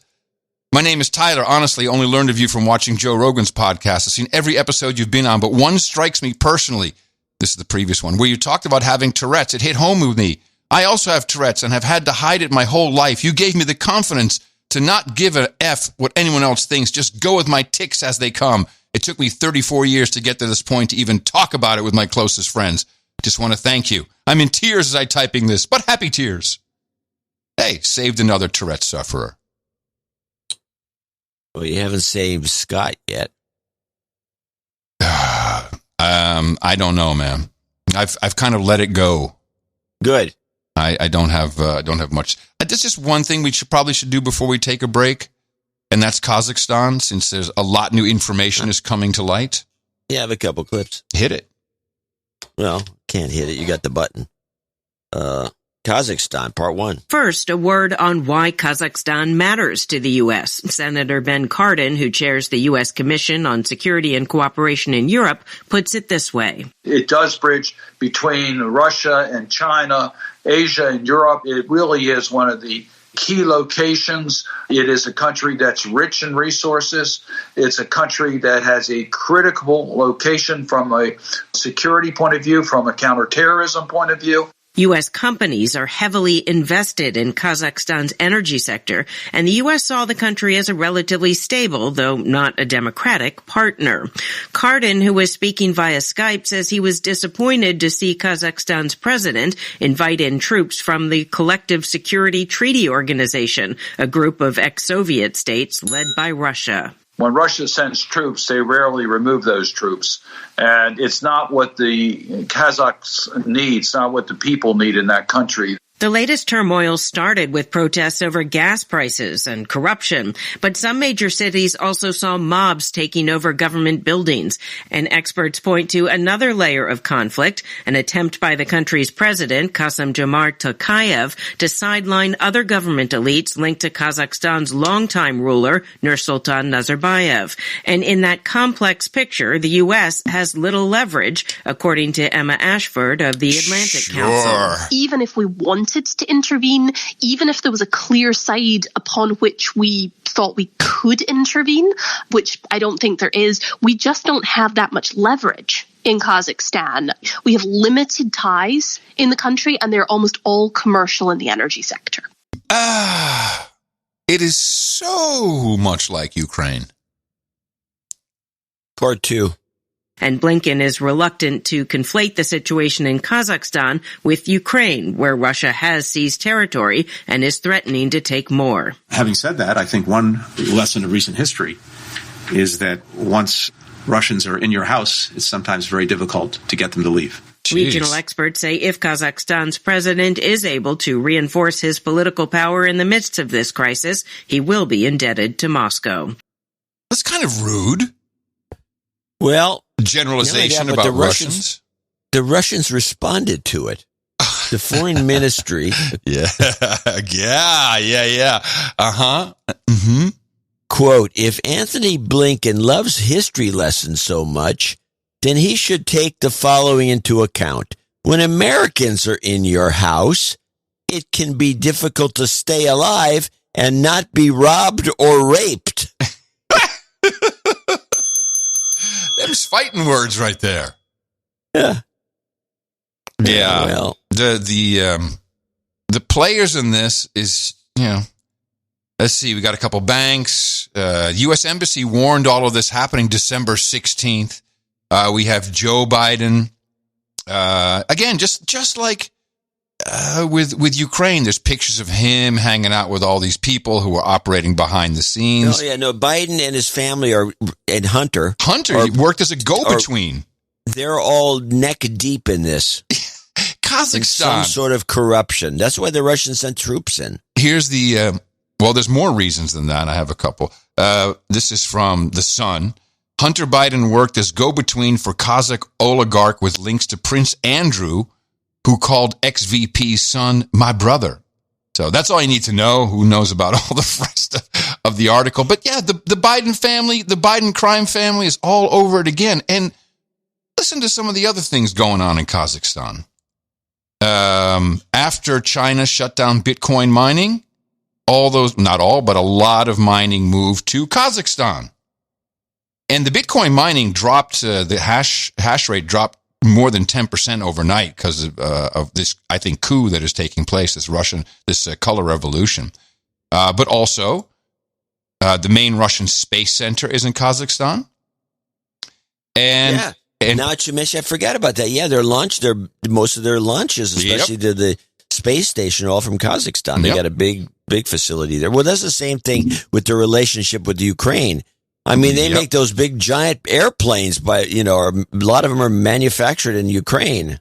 Yeah, all a part of the Russian military industrial complex. Yeah. And Kazakhstan also holds about 12% of the world's uranium. That I did not know. In hindsight, when Obama administration sold the rights to most of the U.S. uranium through the Uranium One deal with sign-off from Hillary Clinton. Looking at climate change now, how the EU is saying, natural gas and nuclear is now green investment. It's like these fuckers knew this all along. Oh, it's going to be nuclear. Don't worry about it. Yeah, it's just Germans. Just another one of those things. And then, of course, the U.S. and Russia is in talks this weekend, so let's hear about that. There's news today. I have a clip. It might be the same. I have the CBS clip. Oh, I don't know which clip. Let's see this. There's news tonight about officials meeting with Russia next week and its military buildup near Ukraine. That's right. Ahead of those talks, a senior U.S. official said today that although some of the Russian demands are non-starters, like, for example, no new countries be admitted to NATO, there are 3 key places where they think the U.S. and Moscow might be able to do some negotiation. The first of those involves offensive missile systems in Ukraine. Russia has said American or NATO placement of those types of weapon systems in that country would be an act of aggression. But the White House said today it has no interest in doing that. The second involves medium-range missiles in Europe. Now, Russia and the U.S. were until very recently in a treaty that banned both sides from having them, and the U.S. said it's willing to try to revive some sort of deal. The third is military exercises. The U.S. says if Russia agreed to do the same, it would be willing to freeze sending ground forces or bombers on maneuver near each other's territory. Of course, the White House reiterated today that the number of U.S. troops in Europe is not up for negotiation. You ever wonder what Russia's going to do in retaliation for this? I don't know. Let's listen to the NPR report on this. The Biden administration is willing to discuss with Russia placing restrictions on weapon systems and military exercises. NPR's Franco Ordonez reports high-stakes security talks kick off next week. U.S. officials are heading to Geneva, where they hope to reach an agreement that would prevent Russia from invading Ukraine. A senior administration official dismissed reports that the United States was willing to discuss troop deployments, but said there are concerns Russia has that can be addressed, as long as any moves are reciprocal. For example, Biden officials say they're willing to discuss putting restrictions on U.S. weapon systems in Ukraine. The United States, in coordination with allies, is also willing to discuss restrictions on the size and scope of military exercises conducted with NATO allies near the borders of Russia. U.S. officials say Russia would have to agree to the same kind of commitments. They won't do that. I think a good old-fashioned grid takedown, portion of the grid would be fine. To blame it on Russia. Maybe. But that's what the Russians say, it's the raping and robbing. Yeah. That's too funny. All right, well, something's up. This is, of course, not being covered by the mainstream. Well, you have a CBS report, so it's covered a little bit. But it's generally not going to be discussed much. People can't even spell Kazakhstan. I can't. Kazakhstan. It's a very weird one. The H and the K are reversed. Yeah. Kazakhstan. Final ABC report, because they are covering this, but only the good bits. Tonight, the order from Kazakhstan's president to shoot to kill protesters without warning. Anti-government demonstrations sparked by a massive hike in gas prices are now focused on political change.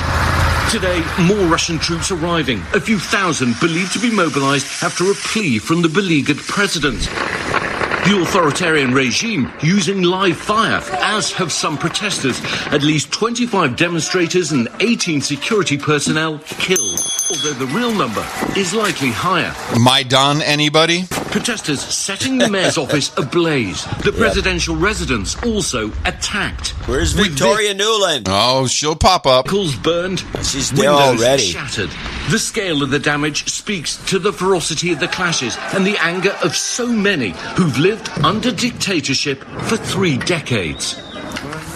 Ian Panel with us live tonight from London. And Ian, tonight, Secretary of State Blinken now warning the Kazakhstan government about asking for Russian help. Yeah, that's right. Perhaps positioning himself ahead of talks with Russia over Ukraine next week. But essentially, Secretary of State Blinken saying to Kazakhstan, if you ask the Kremlin for help, asking the Russians into your house is hard, but getting them to leave is even harder. Kagans! There they are. The Kagans are coming. When will they surface? Same old group. Yeah. Causing trouble. It's sad, man. Why do they have to go and do this? They just want war with Russia no matter what. Or something. Or they want to... There's something. I don't think they want an exchange of warheads. Now wiping out. I mean, they could be hanging out in their offices in Washington, D.C., and the place would be leveled by couple of big bombs. No, that's old-fashioned. We're not going. I don't think kinetic war like that's going to happen. But there should be some stuff going on. Should be happening. Kinetic war is still effective. Yeah, well, clearly we're effective. We've done it. Well, let's see. Let's see if they can complete the mission. It's not. They have to install the new government. That's the final phase. That's the result of the with Russian troops there. It's going to be a lot different than Ukraine, right? So now they rousted. The Russians were caught flat-footed, big time. Yeah, this is not going to happen again. So do you think that maybe we're now sneaking some anti-aircraft missile ballistic shit into Ukraine while Russia's not looking? No, they're watching everything we do. All right. Well, I think the disruption of the Chinese Belt and Road through Russia, there, Kazakhstan, is exactly what the Build Back Better plan calls for. And that's what our president said it was to combat the Belt and Road. Yeah. So, good job, everybody. And skim whatever money you can. Well done, everybody. Yes, of course, if you're the Biden crime family. And with that, I'd like to thank you for your courage. Say in the morning to you, the man who put the C in the claims on social media. Ladies and gentlemen, Mr. John C. Dvorak. In the morning to you, Mr. Adam Curry, the old Mississippi, the one of James Nice out there. Yes, in the morning to them and the trolls in the troll room at trollroom.io. Trolls are here to troll, make sure that they keep us on track, which they do a reasonably effective job of. Let's see how many are here today. Let's scurry away, you trolls. Let's see. Did I get a count? I don't think I got a count, did I? I didn't get it. Oh, hey now. What was our record? Look at your Post-it note. Oh. Yeah, come on. Come on. Glasses on to read it because it's in a little bitty, small note. 25-24. We break the record today, 26-42. Wow. Brand new trollage record. Good work, trolls. Good to see you hanging together. You can be a part of that. Listen live at noagendastream.com. Listen live at trollroom.io. Get in there. Troll. It's really, you can do whatever you want, honestly. And there's always a live show on that stream. It's all from around Gitmo Nation. And you can interact with them or just hang out and shoot the shit with everybody. It's fun. It's been there for over a decade, trollroom.io. If you prefer the less dynamic, then why don't you follow John C. Dvorak at noagendasocial.com or Adam at noagendasocial.com, part of our little outpost on the Fediverse, the Federated Mastodon Network, where anybody can connect and follow without actually having to be on our system, which we've locked down at 10,000 users. So give that a shot and follow us. And if someone emailed me this morning, it's like, well, registration's closed. You just search for any Mastodon server. You could also use itmslaves.social, and I think there's a couple others. There's a couple languages. Hunt around, you'll find something. I need a full Mastodon list of affiliated, federated, no agenda servers. If someone could get me that. Now to thank the artist who brought us the artwork for episode 1414. We titled that The Koof Croup. And after much deliberation, hey, how come that didn't hit? Well, that's weird. Huh. Well, that's interesting. What? I hit the 1414 link, and it didn't bring up the didn't bring up the show notes from the last show. That's weird. Okay, I'll do it this way. It's weird, man. It's very weird, man. I'm very sorry. The credit goes to Tante Neil. And let's discuss this beautiful piece, as this was the French variant of the Corona COVID virus. Yes, it was a simple croissant in the middle of the page. The croissant did have a slight poop emoji factor to it, which I kind of liked. Mm. You didn't think it had a little bit of a poop emoji thing to it? No, not really. It needs 2 eyeballs. It had the French flag stuck in there like a tasty little morsel, and it was a worthy winner of the pick for album art. Fun to see some new people on Twitter saying, "Hey, man, this new art is better than the last one." I say, you should stick around. They always say that. We'll have another. No, but they think it's like we're just changing it once every 2 years. Like, maybe you should check it on Thursday, on Sunday, and on Thursday again. But we have some new artists, too. Okay. Like the artist Toast came in with who somehow missed the point, and he did a no agenda CDC. Remembering that, CDC something. I know he was going through his head. What was that again? I don't get it. He didn't remember Curry Dvorak Consulting. So he put Center for Dvorak and Curry. Yeah, that was too bad because the idea was right. The idea was there for sure. I got a kick out of that personally. Yeah. Everything else, there's also another piece that Capitalist Agenda had a spooky skull with some horrible looking image with these teeth. And I should remind all the artists that if something's disgusting, it's never going to be picked because it would associate with the show as disgusting. So you see disgusting art, you associate with the show, you think the show is disgusting. So anything that's gruesome, disgusting, bloody, or just anything along those lines is never going to be picked. So take a look at your art and say, does this gross me out? And if it does, don't submit it. Darren O'Neill did the CDC Curry Dvorak Consulting properly. Yeah. Why did we not choose that? No, you didn't. I suggested it. We both suggested it. You didn't choose it. Tell everybody what I hated because that's what you like to do. You can't remember. I can't remember what you hated. You usually don't hate that much. All right, then. What else did we see? The Australia tennis ball? No, here's what you liked. Parker Pauley's Never Forget, which was a nice piece with the silhouettes in front of the Capitol, neatly behind the velvet rope with their red selfie sticks. We both kind of like that, but it didn't. No, that was your pick. You liked that piece a lot. My God, you are so full of it. That I'm just going to record these because you're just lying now.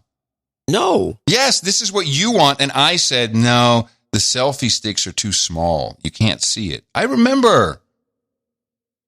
Well, it's an interesting piece. I thought it was too stylized. In other words, it was not easy, especially the small sizes. Just like a bunch of red squares flying around the air.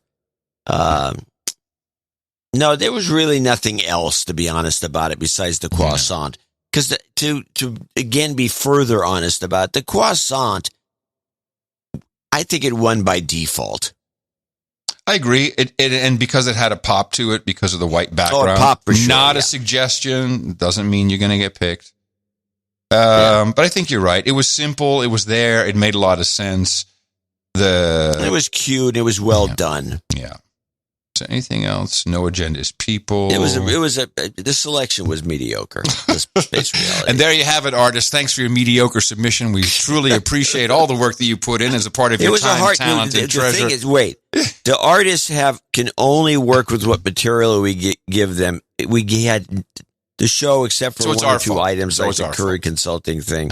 The show is the fault. It's our fault. It's our fault. And for that very reason, you only saw probably about 3 or 4 images fly by. If you are using a podcasting, protecting, extending, and enhancing app, which you can find at newpodcastapps.com, you'll see all that art fly by. It's part of our cloud chapters. And thank you again, Tante Neil. NoAgendaArtGenerator.com. You too can be ridiculed for your otherwise valuable talent. We will tell you exactly what's wrong with it and help make you a better artist. Yeah. Yeah, exactly. At least, and it's without the kind of abuse you'd get from an art director. Oh, no. It'll be a hell of a lot more honest and more useful. Now, let's thank our executive and associate executive producers for episode 1415. We go straight to Yokosuka, Japan, for our top supporter today, Vance Cotier, with $1,024. And he starts off by saying, in the morning, I started listening this summer after seeing Adam on the Joe Rogan Experience. I no longer have time for JRE, only Leo and Steve and you two. Please de-douche me. Oh, hold on a second. I didn't get the de-doucher. It has to warm up a little bit, and we have to fill it with water. You've been de-douched. And three times. What is O? We have that. We do have that O. Oh. Okay, we'll three times. What is that? Okay, I'll do that in a moment then. Sir Mainframe, okay? The first 2 months I listened, I would switch away when Adam says, and thank you for your courage. It took 2 months to realize I was only hearing, the donation segment. Oh, okay. It took 2 months to realize I was only hearing half the show. That's when I had to drop JRE. Wow. A computer... I've read this note. I have no idea what he's talking about. Okay. That he first heard about the show from Joe Rogan, and that he used to have time for Joe Rogan, and then he started listening to No Agenda, and once he figured out that the donation segment is huge amount of content that is show content, he said, I then no longer had time to also listen to Joe Rogan. Get it?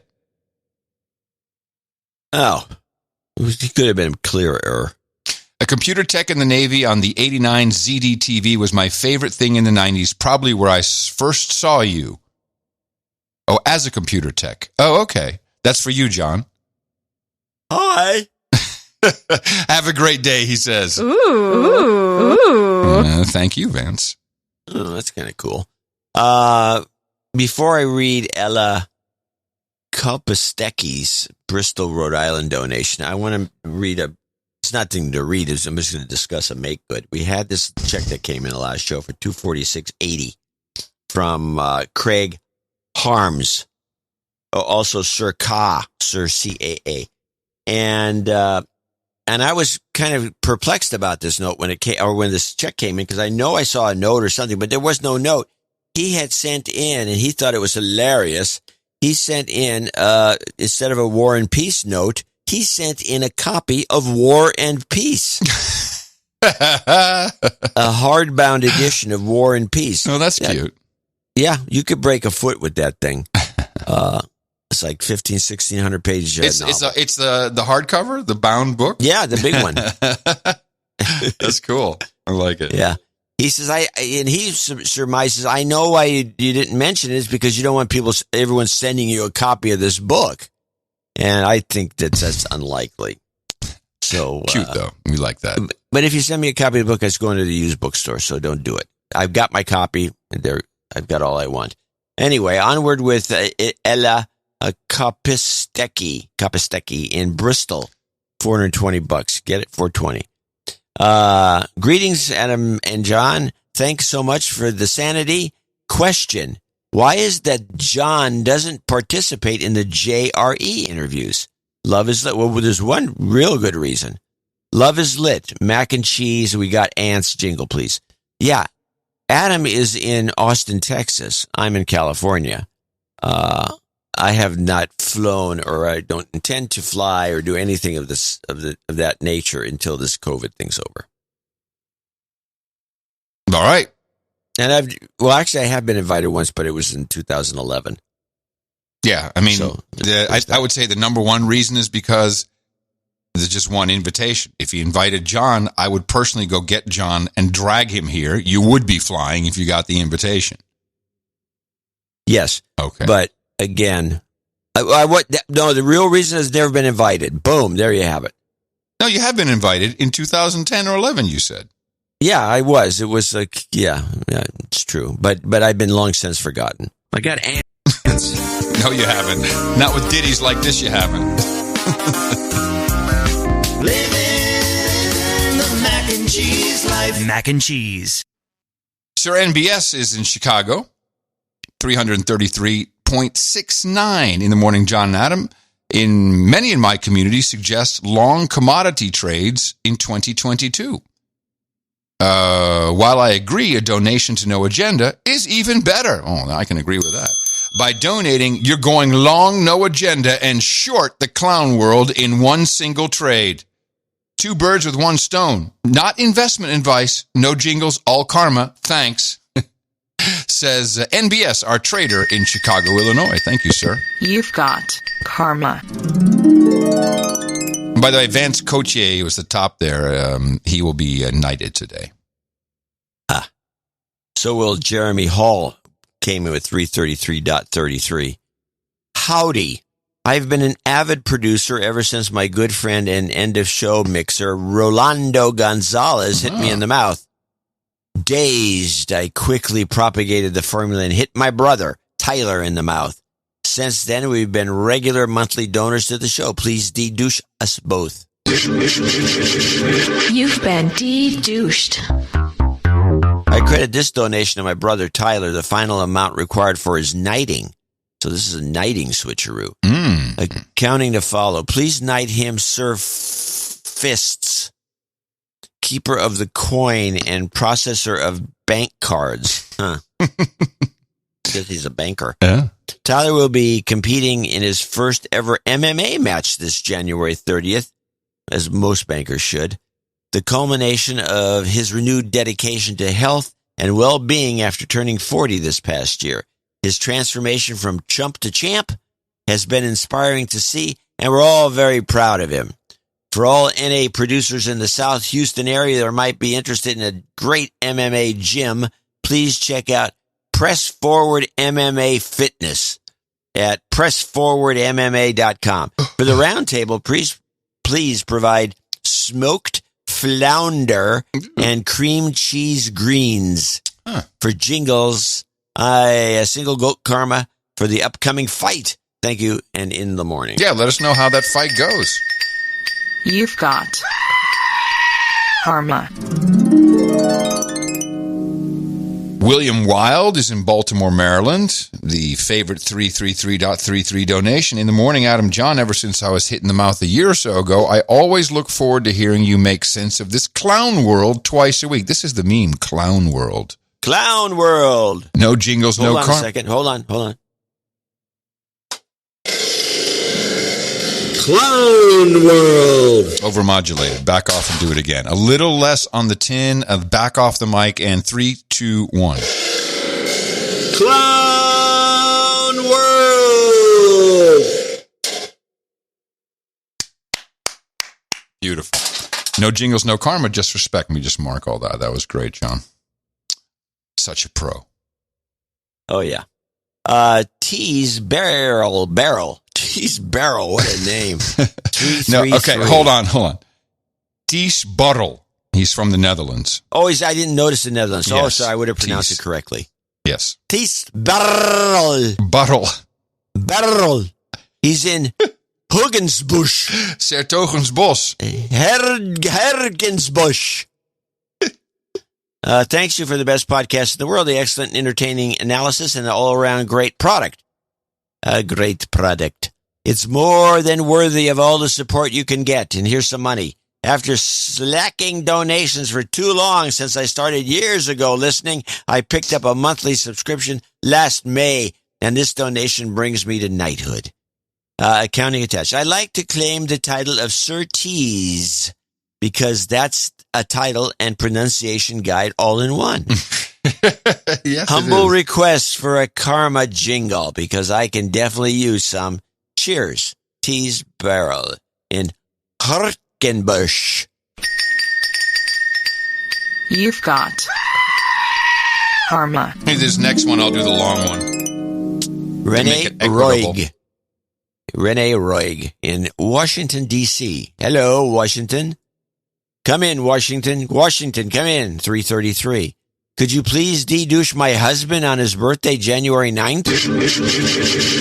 You've been de-douched. He's been an avid listener for almost 2 years, and you all have helped his amygdala keep small while working in Washington, D.C. Not an easy chore. Happy birthday, Kevin. Love you, and I'm proud to know you. Good. Ah, sweet. Sweet. Another Dutch donation from the lowlands, Jean-Paul de la Haye. And he sends 277.77 for an associate executive producership. Adam, can you ask Tina if she can... Where's he from? Well, he's from the Netherlands. There's a town. It's not a town. What is that? I'm going to tell you what it says. Bevrijd de slaven, which means free the slaves. I'm sure there's no town in the Netherlands called Free the Slaves town? No, certainly not in the Netherlands or the UK for that matter. No, of course not. That would go against business. Adam, Jean-Paul asks, can you ask Tina if she can hook me up with a nice Texan lady? Due to the mass formation in the Netherlands, the dating market is like a fish market at closing hours. Ugh. Everything stinks. That's a bad visual, bruh. Maybe I will hit on Tina as I'm a slightly younger version of you with more blonde hair. Yeah, you may be dead. Boots on the ground here in the lowlands. It's almost insanity. We are still in a lockdown. I never close my shops and art gallery. Good for you. Just filled everything full up with soda pallets and toilet paper so they see me as essential. Oh, yeah, this is a good trick. Hey, man, I got essential shit over here. I got toilet paper and soda. The Gestapo, which is the BOA, that's what they're called there, is also getting demotivated. As you know, the Dutch speak their mind when they get fed up. I live in Turnhout, just across the border, and the Belgians are really in mass formation. Here, everybody is triple jab, double mask, and they really believe all the MSM bullshit. Germany, 2G, France, 1G, and the UK stopped further restrictions. I have only 3 options: Brazil, Florida, or Texas. I choose Texas. I was thinking to use a coyote to take me across the border from Mexico to Texas. What do you think? Can you pick me up? No, I'll shoot you. De-douche my good friend and cousin Jeffrey Lontho and give us karma, but no jingles. John, Adam, keep up the good work. For me, your show gives me sanity in this insanity twice a week. You've been de-douched. You've got karma. And he wants to send me a new vape for testing. Yeah, send it to the P.O. Box. Absolutely. Don't send it to your P.O. Box. Get to my P.O. Box. Everyone has my P.O. Box. Okay. Because if you send it to my P.O. Box... I'll never get it. No, you'll get it. Next time we see each other. Never. Craig Kohler, the Sir 8-Bit Ben. That's a good name. 25650. You know, it reminded of a Clive Sinclair story. Just get out of the way. Clive Sinclair's always, he built the little Sinclair Z880 and there's all these different little products. He's very famous for a minimalist approach to computing. And someone asked him when she says, because he was using he never used anything above an 8-bit computer chip. And someone asked him why do you keep using these 8-bit computer chips? Because I can't find a good 4-bit computer chip. That's what and it's a true quote. Fact. That's even better than Bill Gates with no one will ever need more than 640K. Yeah. If true. 25650, and he's in Evansville, Illinois, Indiana. Indiana, yeah. Yeah, Indiana. Sir, 8-Bit Ben here. My 50th birthday was on the 8th. Just looking for some birthday karma and a biscuit for my birthday. Thank you for your courage and thank you for the short note. They always give me a biscuit on my birthday. You've got karma. I'll do this one too, which is Anonymous 22233. From Anonymous, please, some karma for everyone in Germany without the papers. You've got karma. And thank you for the short note. And again, another from the Netherlands, lowlands. Something going on. Something's going on, man. I love that. Pamela Nijman in Amsterdam. Nijman, 2/11/11. Tuesday, January 11th, 2/1/11 is a special day because That's when we celebrate our 26th wedding anniversary and the first kiss, which was then 30 years ago. Well, and they never had a fight. But she says, one thing is bothering me. While I'm on my way to becoming a dame, my smoking hot husband, Frank, a.k.a. Mike. Okay. What? Frank, a.k.a. Mike. We're just going to keep him Mike, I guess. Still needs to be de-douche. I couldn't think of a better gift, so please put this donation in his name, especially because he was the one that hit me in the mouth. So we can do that. You've got. You need to be I'm confused. What did you say uh-oh for? Because you confused me. Because the switcheroo. Yes. You've been de-douched. So I'm just going to put Mike then. Mike. There we go. That's what I was supposed to do. Yes, it's the gift that keeps on giving, obviously. And especially, she says, because he was the one that hit me in the mouth. We usually rise early and start our day outside for at least an hour. Mike runs and I walk while we listen to your show. The first hour outside in fresh air, listening to you guys, is a true gift and the perfect way to start another day in this mad world. I'm sorry, it's clown world. Get it straight. Last year, we went to our first meetup, and that turned out to be one of the best decisions of the year. We love our Gitmo Lowlands family big time. For everyone who is hesitating to go to a meetup, just go. We can truly say no agenda is keeping us happy and healthy, and thank you for all you do. No jingles, but we could use some job and house buying karma. Love is lit. Big hug from Amsterdam. Jobs, jobs, jobs, and jobs. Let's vote for jobs. You've got karma. I'm pretty sure they had a meetup.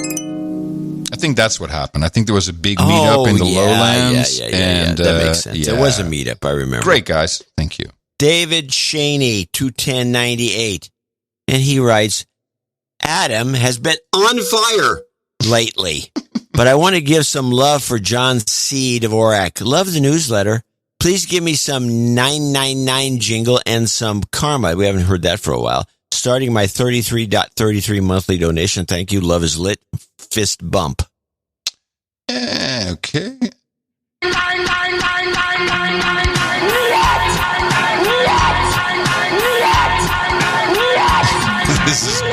Remember this one? You've got karma. Vincent. I'll continue with. Okay. Oh, okay. You can continue. Vincent Visconti from Lantana, Texas, 20220. No jingles, asking for health karma for a coworker having a medical procedure this week. She hit me in the mouth 2 years ago. I cannot thank her enough. I'm sorry, that's the wrong one. Vincent Visconti is We Love the Show, Don't Stop Ever. Vinny and Sinead. Got it. I'll do Christopher right after that. Christopher Kessler, he's from Marshfield, Wisconsin, with 200. Viscount, no jingles, asking for health karma for a coworker having a medical procedure. She hit me in the mouth 2 years ago. I cannot thank her enough. Well, of course, we've got some health karma for your coworker. You've got karma. Nick Paquette in Monroe, Connecticut. 200 even. De-douche me. You've been de-douched. Add me to the birthday list. I'm making my 42nd trip around the sun on January 9th. R2D2 karma only. You guys are the greatest. Love the show. You've got karma. Eric Laird. Man, this is going fast. In Bremen, Indiana. Bremen, $200. John and Adam, please de-douche me. You've been de-douched. Been listening since 2015 when I was hit in the mouth by Sir Trent of the John Galt Society. Right. Thanks for the good times. Please play Atlas Shrugged for me with a little bit of goat karma. Atlas Shrugged by Ayn Rand. You've got karma. That's a group of associate executive producers for show 1415. I want to thank each and every one of them for making the show possible and keeping us going. Very good. Thank you. Yes, and exactly. And thank you for keeping it moving so swiftly today. That was a really nice mix of note length and jingle requests, and it's highly appreciated. And these credits, in case you were wondering, for those of you who may be new, this executive producer, associate executive producer, you get those when you come in at $200 or $300 respectively for the episode, but they're real credits. and you go look around, look at LinkedIn, look at people who are producers of a No Agenda episode, even on IMDb or other places where credits are accepted, it's a real investment in your future. A hell of a lot cheaper than a college degree, and maybe more effective. I'm afraid to say for sure, but it's worth getting one of those for yourself. And we'll be thanking more producers in our second segment. And if you want to learn how to become a knight, a dame, or how to up your title, go to Dvorak.org/NA. Thank you very much for supporting the show with your time, talent, and treasure. To all producers, our formula is this. We go out, we hit people in the mouth.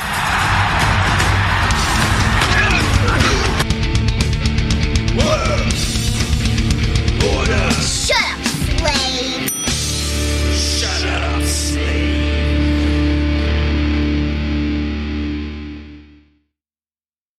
I got some January 6th stuff. We should do some January 6th stuff because we had the big commemoration. The remember, just like 9/11, just like what are we drinking today?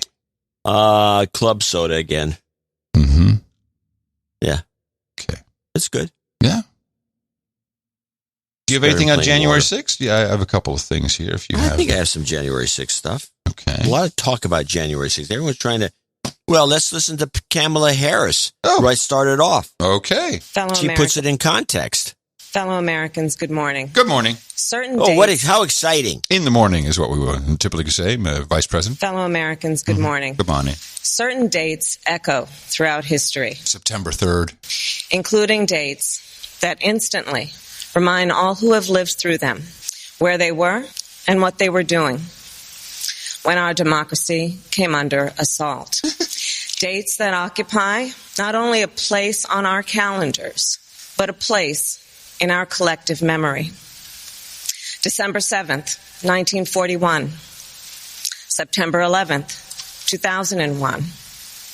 And January 6th, 2021. Ah, there it is. On that day, I was not only Vice President-elect, I was also a United States Senator. And I was here at the Capitol that morning at a classified hearing with fellow members of the Senate Intelligence Committee. Well, wait a minute. I thought she was at the DNC getting firebombed. No, she was in the Intelligence Committee, and it says to me the Intelligence Committee didn't know what the hell was going on, and they wouldn't have had a meeting. They didn't have any intelligence.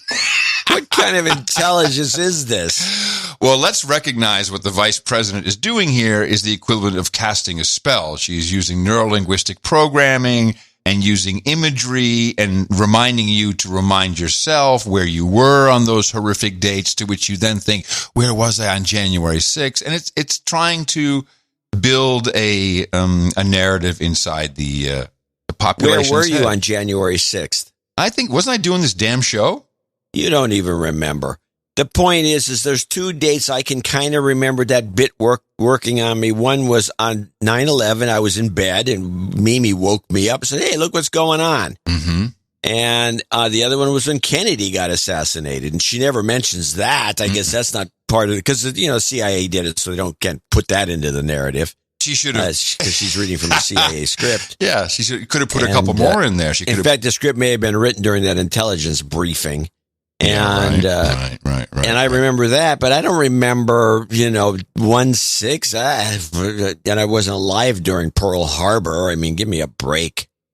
Yeah, but it's about the imagery. People are very susceptible. It was a Wednesday, so I was prepping for the show.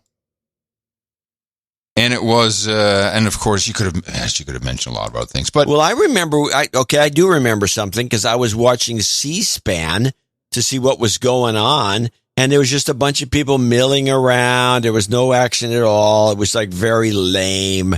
And that's all I remember from, image wise from 1/6. It was nothing going on. And they've changed it. They've taken selective clips here and there. Do you remember February 3rd, 1959? No. February 3rd, 1959. I was a little kid. Oh, okay.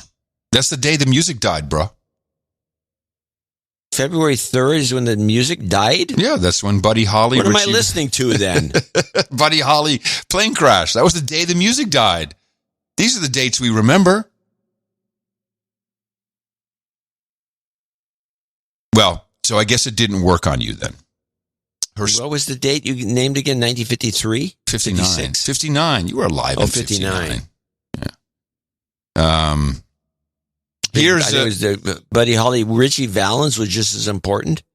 Yeah. It wasn't the Big Bopper in there, too? Yes, absolutely. Here is a couple of clips from ABC from the day itself. We start with this short one. President Biden slammed former President Trump for spreading what he called a web of lies about the election. For the first time in our history, a president had not just lost an election, he tried to prevent the peaceful transfer of power as a violent mob breached the Capitol. Oh! But they failed. They failed. His bruised ego matters more to him than our democracy or our Constitution. He can't accept he lost. President Biden and Vice President Harris.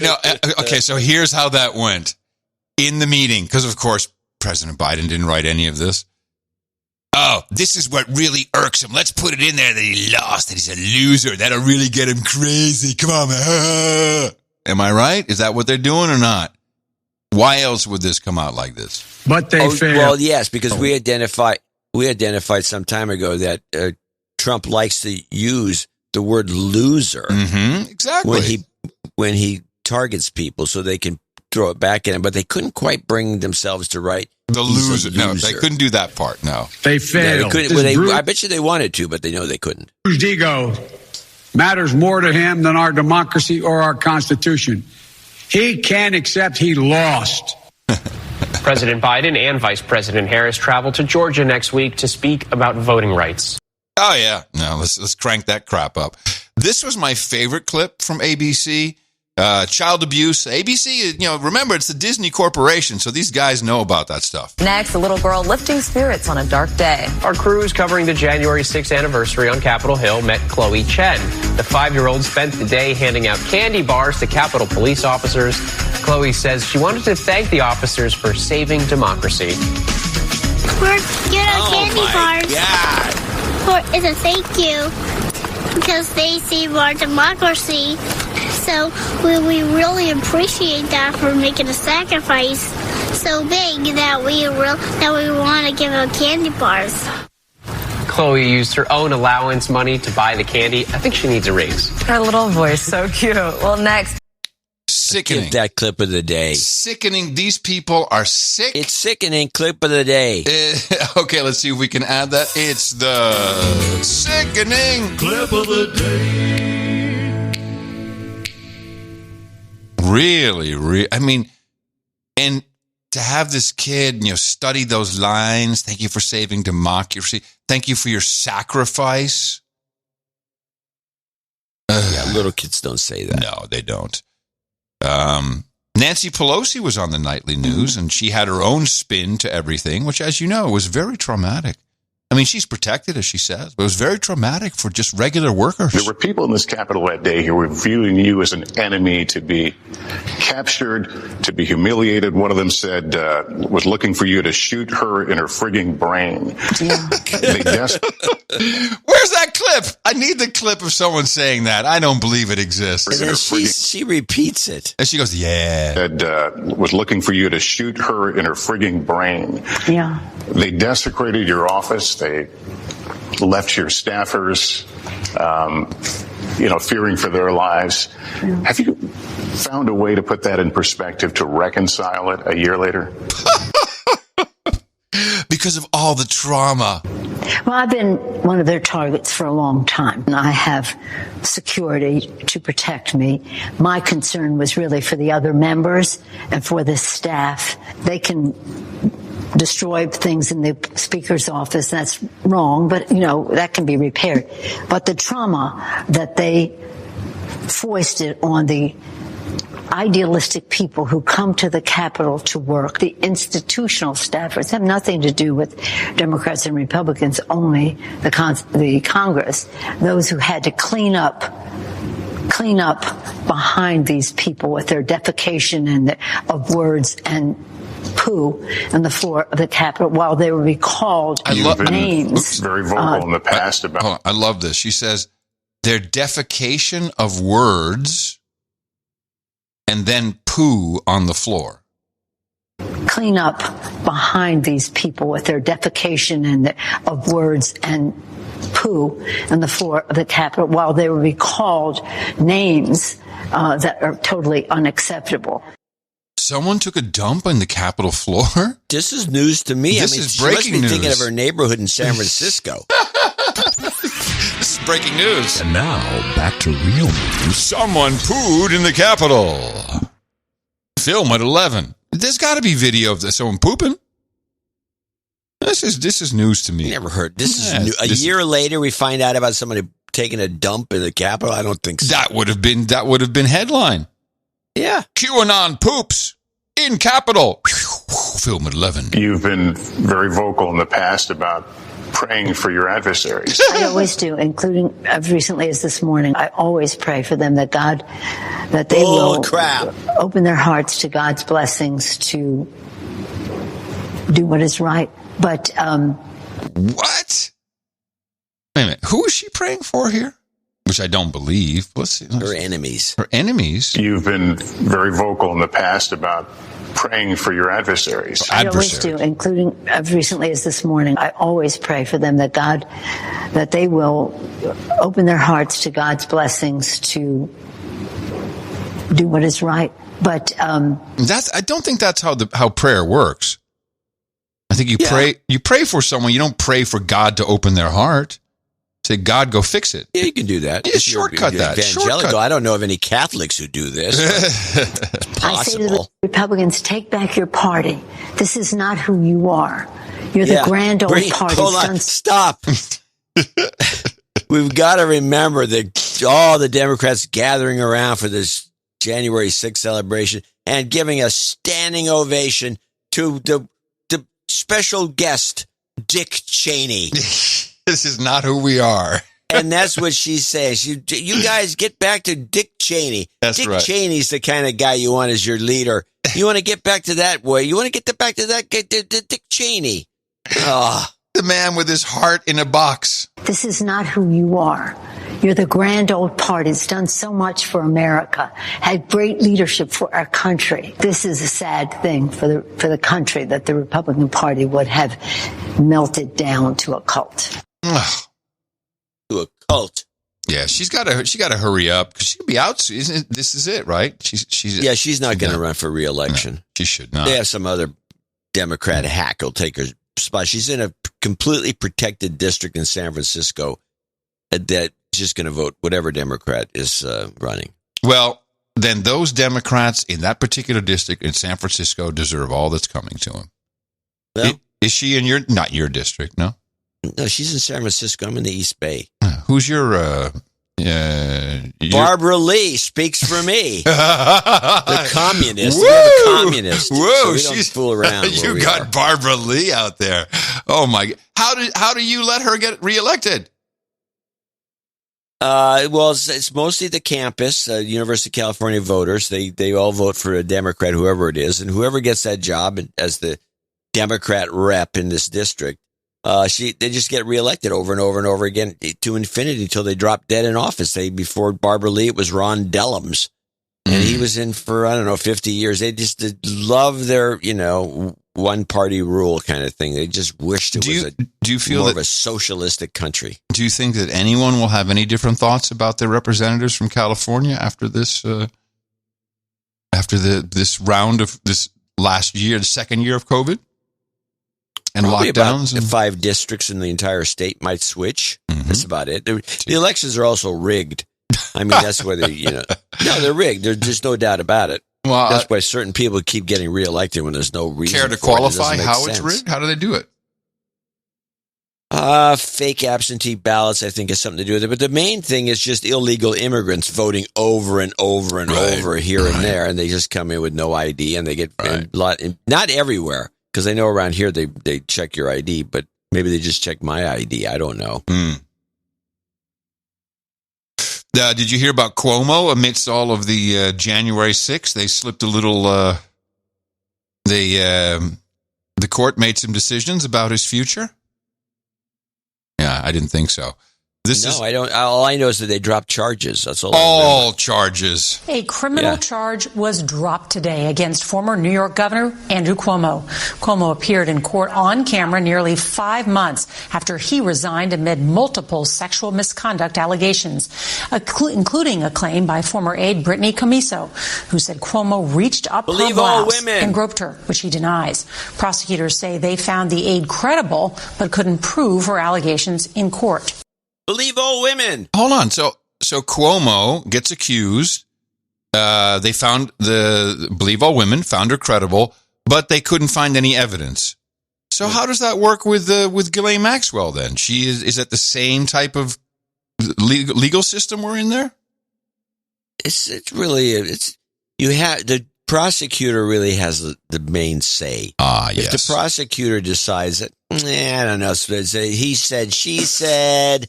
I don't know. Who prosecuted this then? A pal of Cuomo's. You don't know. It's just, these things are just. It was a foregone conclusion as far as I was. Really, I didn't feel that it was a I mean, I think people wanted this guy to get screwed over. Anybody up in arms about it? Well, no one heard about it, John. Only you and I heard of it. This has not. This has not been. It was frontline. It was. Everyone's looking at January 6th, man. Come on. I don't think. This is not a new story. The charges were dropped some time ago. It was like a couple of weeks ago. On the 4th, no, January 4th. He will not be prosecuted over the groping. And who is this? I just want to know who the Albany attorney David. Wait. He's the prosecutor. Albany County District Attorney David Soares. Soares. Yeah. Open source. Well, it sounds a lot like Soros. Just coincidentally. I don't know. I wonder where he's come. Well, you don't know, but you don't seem to care. I think this is a real problem. It would have been funny to have the guy in a yellow jumpsuit or orange jumpsuit, but I didn't expect it, to be honest, but not in corrupt New York. And New York's the worst. Let's see. He went to Albany Law School. And then pretty much got into government. All right, then. Yeah, that's all. He was hired as an assistant district attorney by then DA Saul Greenberg. So maybe the Greenberg connection is the way. This stuff stinks. You're right. Why am I even spending time on it? Let's talk about the M5M and their wokeness. And I'd like to do that with an example from the CBC, the Canadian Broadcasting Corporation, who have had a few people leave the CBC in this past 2 years. One of them is Tara Henley. Tara Henley used to be CBC reporter. She is doing a podcast now. Of course, that's where everyone goes to die. That's where they all go. That's where they all go to die. But her podcast is quite interesting. And she had the author on of a book called Bad News, How Woke Media is Undermining Democracy. So you can imagine this was something of interest to listen to. And I'll share these clips. There's something that those of us who've worked in newsrooms for a long time talk about. And we talk about it a lot. Privately, over text, on the phone, in restaurants and coffee shops, in code, looking over our shoulders. And that is, what is happening to our business? Why is there so much that we now can't say? Why are so many things off the table for discussion and debate? How come we rarely speak to conservatives, or centrists, or libertarians, or heterodox leftists, or the working class? Why have we become less adversarial toward government and corporations and more hostile toward ordinary people with ideas we don't like? Why do we have an endless appetite for statues coming down and comedians being canceled, but little interest in diving into the housing crisis, the opioid epidemic, the explosion of gun violence? Why does all of this social justice talk feel so elitist? And why are so many people that progressives are supposedly fighting for just not that interested? Why are so many people tuning the media out? All right. This is good, right? At least we'll get firsthand information from people who have just... What's a musical bed? What kind of a podcast is this? criticizing on form as always. Part 2. This is the woke worldview. This is still Tara Henley, and she'll bring in her guest in a moment. You're talking here about the woke worldview. Journalists who dissent from this worldview have learned to keep their mouths shut or face massive public censure and humiliation, or even lose their jobs. And those jobs are few and far between, with the journalism industry collapsing in on itself, half the size it was just 12 years ago. The pressure to keep your job and not offend is immense. But it's not journalistic ethics that has become the measure of a journalist's worth, the deciding factor in whether or not they have a job.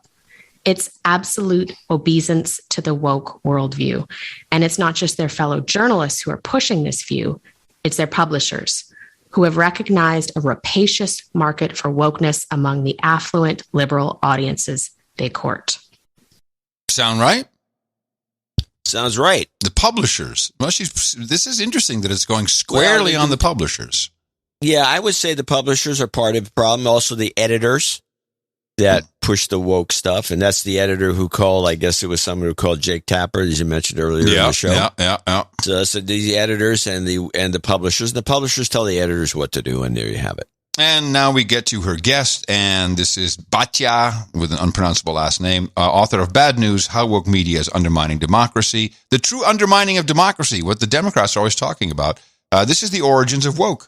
You know, the word woke started as Black slang in the 70s for being aware of state-sponsored racism. And I am a lefty, so I clearly think that that's really important, although increasingly there's no partisan divide over that anymore in America. So it's not woke to care about police brutality or mass incarceration or intergenerational poverty in, 30% of the communities of American descendants of slaves. That's not woke to me anymore, even though that's the word that it initially started to refer to those things, and we have grossly appropriated it. And that is a criticism that I accept. When I use woke, what I'm using it to refer to is the way sociologists have been using it to talk about a phenomena that started very recently, where white liberals, many of them quite affluent, have become more extreme in their views on race than Black and Latino Americans. Oh, man, I so hope someone else listens to this and put it on Twitter so they can go fight about that. Two more, the class divide. It's something I've evolved on. So to me, wokeness proliferates in places where you have this class divide, where you have a highly educated elite that has seized control of culture, politics, power, and now increasingly economic benefits. And you need it, but you still want to, you still see yourself as an affluent liberal as better than the others, right? Much better than all the racist Republicans, even better than, your neighbors who are also liberals, but not as liberal as you, right? There's like this whole virtuous, there's like an atmosphere that liberals, exist in, where they see themselves as compassionate and virtuous and on the side of the little guy. But when you're benefiting from economic inequality in such a deep way, it's very hard to then say, well, I am actually playing a role in this. You can't both be the person playing a role, benefiting from inequality and decrying it, right? And I argue that what wokeness did was it gave them an alibi. It provided another scene where they could displace what should be economic guilt onto racial guilt. This woman, I think she's still kind of in the wokeness, actually. Doesn't sound like she's completely out of it. But she kind of admitted it at the beginning. Yeah, she did. Last clip. In 2018, which is very recent. I was woke until quite recently. I remember this study came out from Yale in 2018 that found that white liberals and white conservatives talk to Black and Latino Americans differently. Okay, so they noticed a difference in how white liberals talk to Black people versus how white conservatives do. They found that white liberals dumb down their vocabulary when talking to Blacks and Latinos, and white conservatives don't. And I remember reading this, instantly recognizing my entire milieu in this description. And thinking, this is so racist. But it's not just that it's racist, right? You encounter a person of color and immediately assume that they will be embarrassed if you use big vocabulary words, so you compensate for that, right? That's obviously racist. But it's a particular kind of racism. It's a racism that stems from a paternalistic desire to help, right? That I immediately recognized a deep indictment of my entire worldview in this study. And it was so damning that I put it aside and said, I am not ready to confront this. Wow. Well, it's another woke liberal that kind of snapped out of it. Yeah. It's hopeful, but she's Canadian, so. Yeah. So forget it. So, yeah, let's not get too excited. The telescope is open? I have 2 clips. Oh, good. It's kind of open. Well, we don't even know if it's open. Well, it's pretty funny with these 2 clips. You should play them. Start with James Webb. Yeah. Sorry, James Webb. Astronomers around the world are feeling a huge amount of relief now that all the major components of the James Webb Space Telescope have been successfully deployed. But as NPR's Nell Greenfield-Boyce reports, there's still a lot of work to do before the most powerful space telescope ever is ready for science. Jane Rigby is an astrophysicist at NASA's Goddard Space Flight Center. She says the telescope's huge main mirror is actually made of 18 separate segments. And right now, they're out of alignment. Oh, no. Since we know that they can't fix it by sending a space guy up there to tinker with it like they did with Hubble. Hubble, they had to put a they had a spacewalk. They didn't have a spacewalk to the they had to go in there and put a lens or something in front of everything to make it work. But this thing is out in the middle of nowhere and they can't get to it if they wanted to. So, So now this thing's not working, but they think they can fix it somehow by tinkering by jiggling the handle exactly over and over. Here's a little bit more on this. It's like we have 18 mirrors that are right now little prima donnas, all doing their own thing, singing their own tune in whatever key they're in, and we have to make them work like a chorus. The precise adjustments needed will take months. What's more, the telescope's science instruments need to be turned on and checked out, so it'll probably be June before NASA reveals any brand new pictures of the universe. But Rigby says there'll be wow images that showcase what this telescope can do. Oh, yeah. No, I'm not so convinced it's a telescope anymore, really. This is a piece of the unfurling that supposedly didn't go well. Now, what's great about it is there was no, if you watch the coverage, they had these animated things, and they're narrating an animation. Oh, yeah, there it is. It's opening. But it's not, there's no cameras. There's no cameras shooting this. This is Of course not. It's out in the middle of nowhere. Yeah, but listen to how the report plays. The most powerful telescope ever launched into space made another successful step on its journey to a point 1 million miles away from Earth today. It's called the Batwing. And it's NASA engineers working with a global team sent the commands that unfolded the final wing of the 21-foot primary mirror, revealing its golden hexagons in a honeycomb-like structure. Wow, just look at that. The primary mirror is. No, listen how she describes it. Yeah, she sounds like she's looking at it. Listen. Gons in a honeycomb-like structure. Wow, just look at that. The primary mirror is successfully deployed.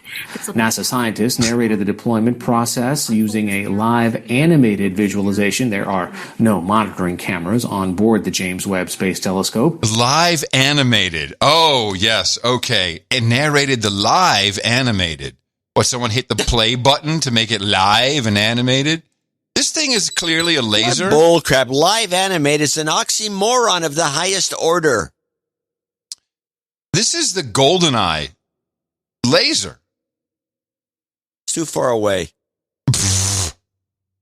What do you mean too far away? It's 1 million miles away. So? Doesn't the laser, isn't that light? the laser will hold itself, the coherent light of a laser will hold itself together.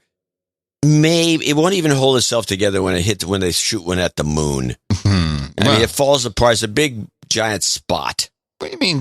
How many times have I seen proof that we've been on the moon by them shooting a laser at the mirrors on the moon and then watching it come back?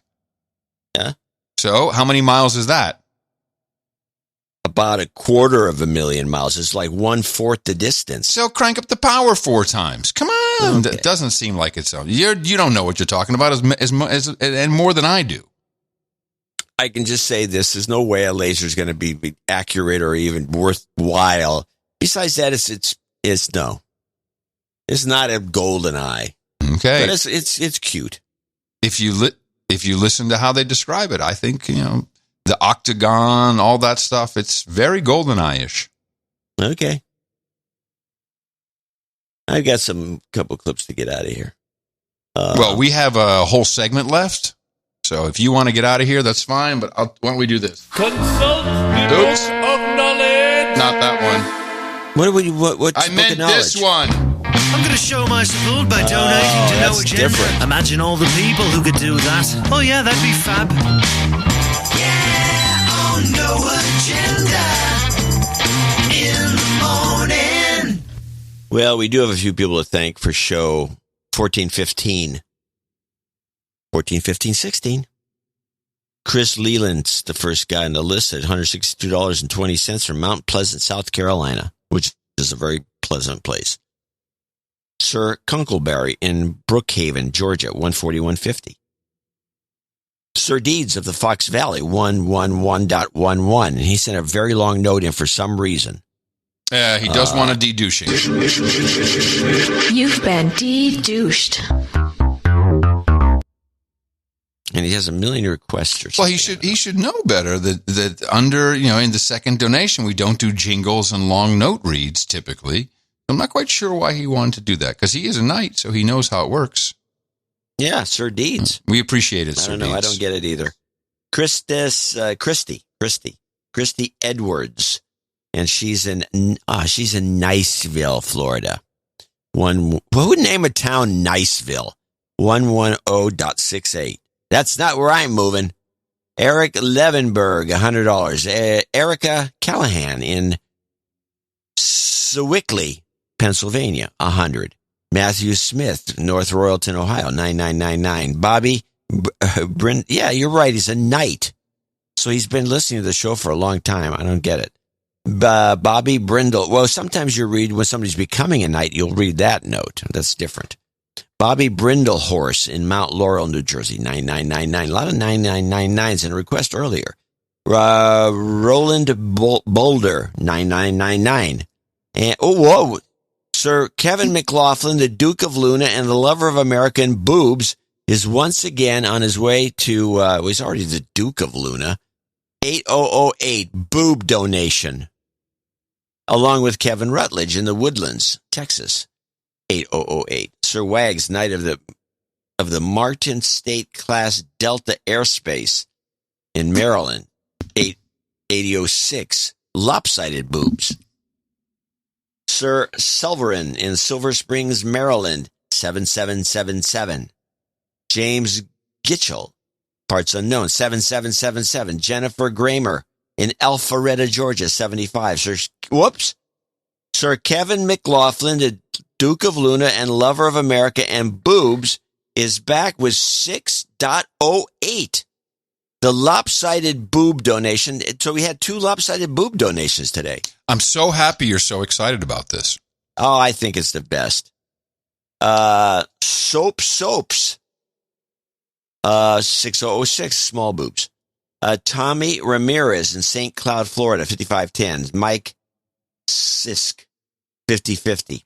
Clifford Muchler in Pasadena, Maryland. And there's a birthday shout out, 5038. And the following people are $50 donators, a name and location, if I have the location. Matt Westlake in Fort Wayne. Bart Beek Wilder in Vegel, North Brabant. Christopher Rivera in Nederland, Colorado. Sir Joel DeRuin in Bakersfield. That's the home of the high-speed rail. Greg Firak in Chicago. Edward Mazurek in Memphis, Tennessee. Matthias Milczynski in Stevenson Ranch, California. Lisa Fries in Norristown, Pennsylvania. Scott Porter in Frisco, Texas. Jonathan Meyer in Xenia, Ohio. Then he's a sir. And last but not least, Sir Jason DeLuzio, formerly of Chatsford, now in Miami Beach, Florida. And that's our group of supporters for show 1415. And thank you to Stevie Duda for sending the pronunciation guide for Texas cities. Be sure not to cross-reference that every single time. There's like a million names on that thing. What's the weirdest? I haven't looked at it. I saved it so I can check. And Tommy Ramirez, who was on the list, he has a request here. He says, this is interesting. Please credit Tommy Ramirez. Also, could you please update my associate executive producer credit for show 933? My last name is listed wrong in the notes. Well, sure. That was a long time ago, 933. That was... It took you this long? Yeah. But I did it. I updated it for you right away, brother. We take care of you. Thank you to these producers and also to those who came in under $50 for anonymity, but also you may be on one of our multiple subscriptions, which are really sustaining donations for the show. They're incredibly important when we hit slower days, which does happen, of course. And we appreciate really everybody, including our executive producers and associate executive producers. Get in on this action. Become an executive producer. Just become any kind of producer for the next show. Go to Dvorak.org/NA. For people who need it. Jobs, jobs, jobs, and jobs. Let's vote for jobs. You've got karma. It's a birthday on no agenda. Nice list for today. We have Sir Selverin, who celebrated on January 6th. That's what I'll always remember from now on. I was celebrating Sir Selverin's birthday. Sir 8-Bit Ben, 50, yesterday. Renee Roig says happy birthday to her husband Kevin, celebrating today. Nick Parquette turns 42 today. Bobby Brindlehorse, happy birthday to Martin McIntyre of West Jersey, 40 years old today. Clifford Muchler, happy birthday Martin McIntyre, also of West Jersey. Of course, the same one, 40 today. That's nice. Multiple people love Martin. Christy Edwards, happy birthday to her smoking hot husband Andy, celebrating tomorrow. Matthew Smith will be 47 on the 11th. And Jennifer Kramer, happy birthday to her husband Tim, 48 on January 11th. Happy birthday from everybody here at the best podcast in the universe. It's your birthday, yeah. And we have no titles. We do have we have 3 nightings today. This is always good. There's my blade for the trifecta. I got the 3 nightings blade. It's a special. I can tell. Up on the podium here, please, Vance Cotier, Tyler Hall, and Teese Buttle. Bring it on, everybody. You have supported the No Agenda Show in the amount of $1,000 or more. Therefore, I'm very proud to pronounce thee as Sir Mainframe, Sir Fists, keeper of coin and processor of bank cards, and Sir Teese. For you, gentlemen, we have Hookers and Blow, Rent Boys and Chardonnay, Smoked Flounder, and Cream Cheese Greens. Also, if you want some diet soda and video games, we have some pepperoni rolls and pale ales, redheads and ryes. We got Cowgirls and Coffin Varnish. It's a big hit. Ruben S. Women and Rosé, Bong Hits and Bourbon, Ginger Ale and Gerbils, Sparkling Cider and Escorts, or maybe just, mutton and mead. Everybody loves mutton and mead. Even despite the crazy requests, we're always out of the mutton mead after a ceremony like this. And all 3 of you can now go to noagendanation.com/rings, and you can enter your details where we can ship your ring off to, your size, etc. And thank you very much for supporting the best podcast in the universe. No agenda meetups. Got a note here from Sir RG about the Chicagoland meetups. And he says, last year we managed to get a regular meetup group formed in Chicago. I'm one of the See You Next Tuesday crowd who kept up with the weekly gatherings. It was a godsend for all of us, all walks of life, becoming good friends. We have a group chat now. This is not uncommon. A lot of meetup groups congregate on Discord or Telegram or even No Agenda Social. We have a chat group. We talk on a daily basis often. It's a tonic for a lot of the core group. We also had occasional suburbanites or out-of-towners show up. It was great fun to meet new faces. However, when Larry Lightfoot's new mandates over the Christmas period, things have become very dark. Half the group are actively planning their exit from Illinois entirely, which I cannot blame them for. I have ties here that preclude me from being able to make that move. So for now, we're trying to work out how and where we can even meet. Strange times. So we need to help out the Chicagoland meetup group. If you're in Chicagoland area, definitely get in touch because we can't just lose that entire group. And we have a report from South Jersey and beyond from New Year's Eve. Hey, John and Adam. This is Cheryl with my smoking hot husband, Mike, hosting the South Jersey and beyond New Year's Eve super spreader event of freedom and love. Having a great time with the folks here, and here they are. Hey, Adam and John. 2022 is the year of no agenda. This is Mike. This is Dave from Glassboro. Hey guys, it's Jeremy from a Philly suburb. Happy New Year, and I have one message. Train's good, plane's bad. Happy New Year, everyone. Hey John and Adam, it's your boy Patrick. Happy New Year, I love y'all. Hi John and Adam, it's Brianna from Morristown, New Jersey. Happy New Year. Love you guys. Love you guys, it's Sean. Happy New Year! In the morning! Wait, don't stop. Here's what's happening today. The Smoking Hot Citizens meetup. Let's see. Well, that kicked off. It's probably in full swing now in Naples, Florida at Celebration Park. Spot the Spook meetup underway in Shirlington, Virginia at Dudley Sport and Ale. Also, the No Agenda Gitmo Nation Lowland Central New Year's Eve dive into the Wild Boar Mountains. Man, these guys are in the middle of the mountains by now, and we should be hearing from them pretty soon. More lowlanders getting together. For next week, January 12th, that's Wednesday, South Louisiana, on the Half Shell Oyster Bar in Prairieville. Meet there at 6:30. On show day, the Spooks versus Spooks meetup at Lucette Brewery, Menominee, Wisconsin. That'll be at 6 o'clock. On the way this month, I'm so pissed I'm missing some of the cool meetups. Now, there's a Deep Ellum, Dallas, Texas meetup on Saturday, the 15th. The Keeper and I are going to be in Dallas, but we're at a wedding, and I don't think we can attend the meetup. We might try to squeak in, but probably not going to happen. No promises. Then we have Snoqualmie Valley. Snoqualmie. Okay, it says Snoqualmie. That's a shitty pronunciation guide. That should be, it's SNO-K-WAL-me. That's not helpful. That's Snoqualmie. Walmy. Yeah, it's not Snoqualmie, but it's funnier. Well, but whoever's doing the pronunciation guide is not helpful. North Idaho on the 15th, Jupiter, Florida, again, Tampa Bay, Tarpon Spring, Florida on the 15th, Durham, North Carolina, Virginia, Lockhart, Texas, that'll be the meat shoot. Sad I can't be there. On the 16th, Atascadero, California, Annapolis, Pittsburgh, PA, Colorado Springs on the 20th, Charlotte, North Carolina, the 20th, Brisbane, Australia on the 21st, 22nd, Newhall, California, Cincinnati on the 22nd, along with Colorado Springs, DC on the 23rd, and Connecticut and Indianapolis, and on the 30th, the 3 Mile Island evac zone. Those are just a few of the No Agenda meetups that you can attend. There's many more throughout the month of February, throughout the month of March. Keep it going, people. This is what brings you true sanity, by meeting people, knowing that you're not going to get into a fight. There'll be no trigger because you have one thing in common: Gitmo Nation and the best podcast in the universe. NoAgendaMeetups.com. If you can't find one there, start one. It's easy. Sometimes you want to go hang out with all the nights and days.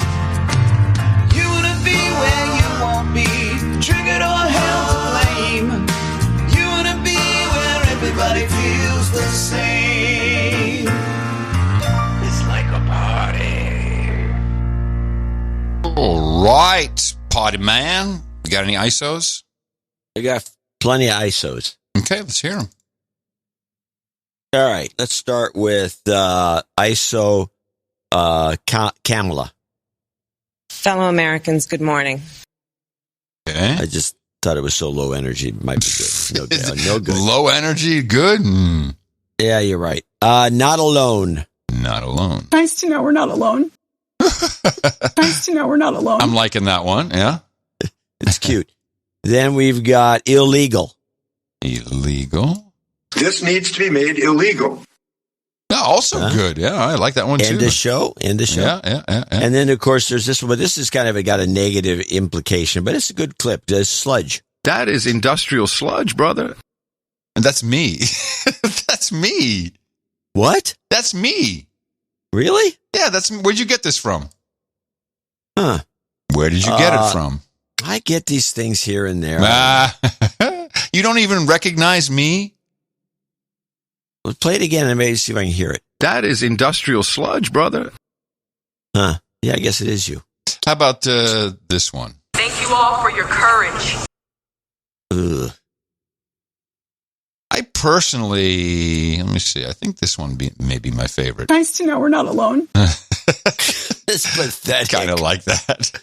This is woman. I have to tell you where that came from. Okay. So I'm listening to one of the NPR moments, and they got this woman on there who was like having trouble, coping with anything. And she just goes into tears. And of course they highlight, and then oh, you poor thing, here's some Kleenex. And they just let her go on. And it should have been cut out. She didn't embarrass herself, but okay. Show a little heart and put it on the air. Embarrass this woman. Yeah, I like that one too. Let's use it. That, the clip from the industrial sludge, that's from the Joe Rogan show. I want you to know that I brought up several things that you personally have taught me. One is canola oil. That's where that came from. The other one, which was a fantastic segment, was lobotomies in New York. Ugh, the lobotomies. It was great. It was a hilarious segment because we brought up it's a pictures. good topic. Pictures. It was horrible. Yeah. So, I had this little podcasting device. We tried to use it on after the show. It really doesn't qualify as a podcasting device. Okay. I'm sending it back. And should. it's like another one of those cheap things from Amazon that cost $80, $90. And the thing that I started realizing, I want to just at least put this out there for a quick second. I think the Type-C USB connection is a piece of crap. And the fact that everyone's moving to it is ridiculous. Okay. I can go on. Well, tell me what. Well, here's a couple of things. So first of all, you take the parallel interface and the Centronics interface and the serial interface, and like the Centronics, I don't know, had like 48 pins and all the rest of it, and they've condensed it to work on the old USB port. The USB port has the USB port has 4 pins. So they've taken and multiplexed all these signals on top of 4 pins, and that was USB. As you look in the USB, you can see the 4 pins in there. And it's solid. You plug it into something, it stays there. The USB-C, they've backtracked. It's got 24 pins, and it's a little bitty connector. And so this crappy device has got like a microphone that hooks to a USB-C. Mm-hmm. And so you stick it in there, and it's like you can hear when you use a USB-C connector, you can hear it crunching because there's too many pins in this very little space. It's microscopic, and it goes in, it's crunching, and it's making a racket when you can't get it out here because a pin is stuck in there, and you pull it out. Whoever pushed this, and everyone's pushing it. It's garbage. Stop. Go back to 4 pins. Wow. There's a lot of hate. Oh, I seriously hate the Type-C USB. What's 24 pins doing in a little thing like that? It's stupid. What would you suggest? You could have had a regular USB and flipped it, because the idea of the USB-C, which makes it supposedly so cool, is you can flip it. So you don't have to worry about how you stick it in. Is that really what this is all about? That's what it started as. Is this not also it's so inconvenient to kind of figure out how the thing sticks in there. Come on, John. This is about one thing. No, this is about one thing and one thing only. This is planned obsolescence. Your devices are no good. That's why they all go in tandem. Has nothing to do with a better product for the consumers. You can say that about anything, but that doesn't mean I can't complain. No, you can complain, and you can't say it about everything because not everything is this type of unplanned obsolescence. It's an industry-wide, and I think there's going to be lawsuits. I hope there are. I hope they sue them out of existence. Okay, so I have, that was the end of my thing. I have the Liz Holmes guilty verdict clip. We should probably play that. Yes, I have a point to make about that. Let's see. Liz or Eliz? Where's your clip? Liz, Liz. Jury found the former CEO guilty of 4 conspiracy and fraud charges for swindling her investors. KPX5's Marissa Medina is in San Jose with why this case may be far from over. Do you have any reaction to your guilty verdict here? It's fraud on Main Street. It's fraud in Silicon Valley. It doesn't matter how you paint this. Tonight, Elizabeth Holmes walked out of the federal courthouse dodging a throng of journalists and their questions minutes after learning her fate. What do you have to say about the charges? Out of 11 charges, the jury found the former CEO of Theranos guilty of conspiring to defraud her investors and guilty of wire fraud. Jurors came back deadlocked on 3 and acquitted her of 4 other charges. The jury acquitted her of all the charges having to do with defrauding patients. I think it suggests that they were being very careful and methodical. It's not over yet. Yeah, I don't think it's over because I think I know what this is about. Because let me ask you, is this just about saving face for all these famous people who invested and look like schmucks? I don't see how it saves their face. They look more like schmucks by watching this girl go down. I don't think that's what this is about. This is about the patents. I'm telling you, this is about the patents. When the company went bankrupt, it sold over 200 patents to SoftBank, and these investors want it back. That's what's going on here. They want the patents back. I think if you look really deeply at, and I have not, but if you look at what's really going on with these lawsuits and where that leads to, I think they want to unwind that because the patents are probably worth money. I'm sure they're worth more than nothing. Yeah. And I think so they sold them off? Yeah. When the company went bankrupt, they sold over 200 patents to SoftBank.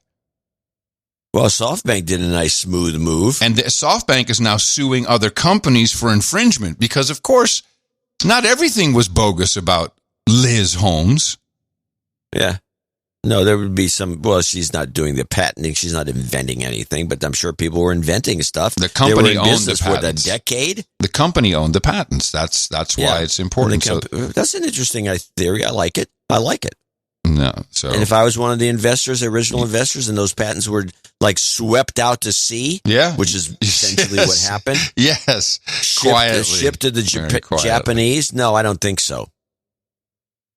I have one more clip. This is this kind of goes along with cops and tasers and how bad things can end. And this was something completely unexpected, but great video. We have new details on the investigation into a man who burst into flames after hit with a stun gun by Catskill police. Chilling video shows the moment officers in Catskill moved to taser an agitated man in their front lobby and the spark that caused him to burst into flames. The Attorney General's office releasing this video Friday of 29-year-old Jason Jones, who died December 15th as a result of injuries from this incident back in October. An attorney for the family says this fuels their case against Catskill police. They say officers never should have used their stun guns after Jones doused himself in hand sanitizer. The taser is 50,000 volts of electricity. It's well known.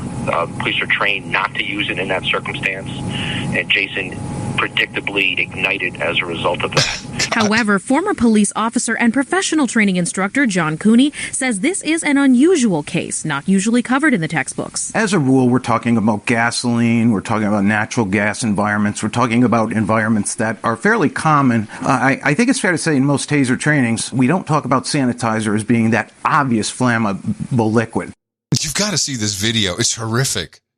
Maybe it was spontaneous human combustion. Well, that's why I clicked on the link. I'm like, dude, someone burst into flames. But you can see him in the video. He's dousing himself in hand sanitizer on his, semi-naked body. And then the cops tase him and they hit him with another, and then he's just like this orange fireball. Well, that'll teach him a lesson. He's dead. Oh, well, that didn't teach him a lesson. It killed him. That's the ultimate lesson right there. That's not really much of a lesson. No, if you're dead. I have 2 Biden clips that we can get out with. These are just little snippets from his moaning and groaning about the 6th. This is a good one. This is this is not a Biden clip. This is about the Biden State of the Union. I want to just play this. This is Biden's State of the Union delay. A live look at the White House this morning. The president is set to deliver his first State of the Union address on March 1st. That is going to be the latest any president has ever given that speech. The date is normally set for January or sometimes in February. The delay is being blamed partially on a busy legislative calendar, the COVID-19 spike, and the Winter Olympics, which tie up network time. Oh, there's no network time. The Olympics is from the February 4th to the 20th. He's got plenty of wiggle room to do this speech. He can't. There's some reason he's delaying this speech because he's regressed. You can't trust him. They can't trust the man for an hour and a half. That's what I see. I don't think he can handle it. Oh, well, I'm sure of that. So let's go with this last one, which is just a little comment he made I thought was funny. This Biden dagger. I will allow no one to place a dagger at the throat of democracy. He's going to allow no one to place a dagger at the throat of democracy. That's Joe Biden. Doesn't get much better than that. Hey, we got a live show clicking into the live stream after us today. That's cool for new people. Rare encounter with Cold Acid and Abel Kirby. Very nice. Live at the Troll Room, live on noagendastream.com. What are they going to talk about? I don't know. Probably about Abel Kirby's Abel and the Wolf, their Value for Value album they dropped Christmas time. I would hope so. It's a good record. So that's coming up next. We have one end of show mix for you. Just one. But of course, it's from Tom Starkweather, who will be in Dallas at the meetup on the 15th, for anyone who want to meet Tom and the lovely Alexandra. Coming to you from the heart of the Texas Hill Country. I got to say it right. The Texas Hill Country. FEMA Region number 6 in the morning, everybody. I'm Adam Curry. Man from Northern Silicon Valley. And by the way, people should get Tom to take their photo. I'm John C. Dvorak. He's really good at it, we hear. And mixes. Remember us at Dvorak.org/NA. Become a producer, become a knight, become a friend of the show, a pal of the pod. Until Thursday, everybody. Adios, mofos. And such.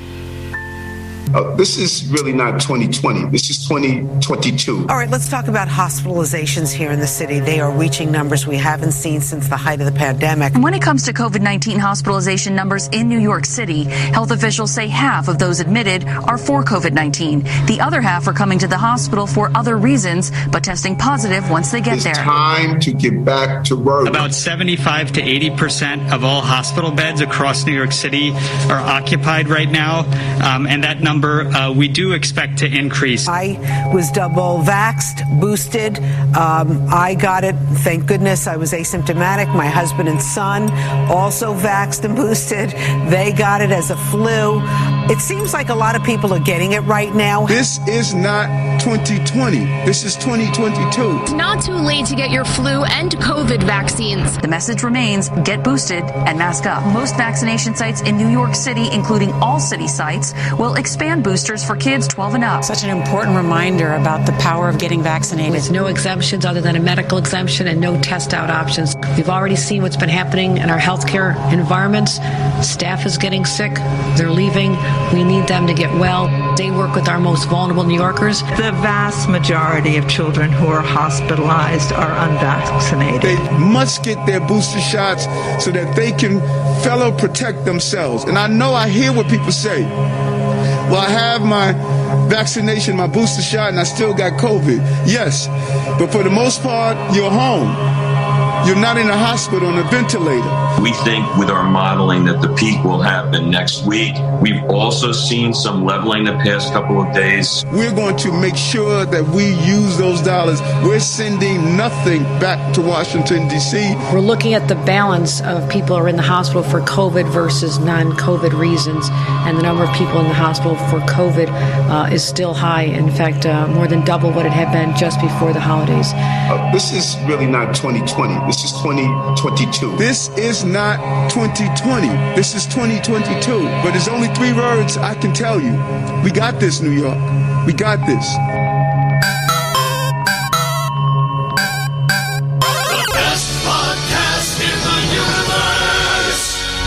Dvorak.org/NA. Nice to know we're not alone.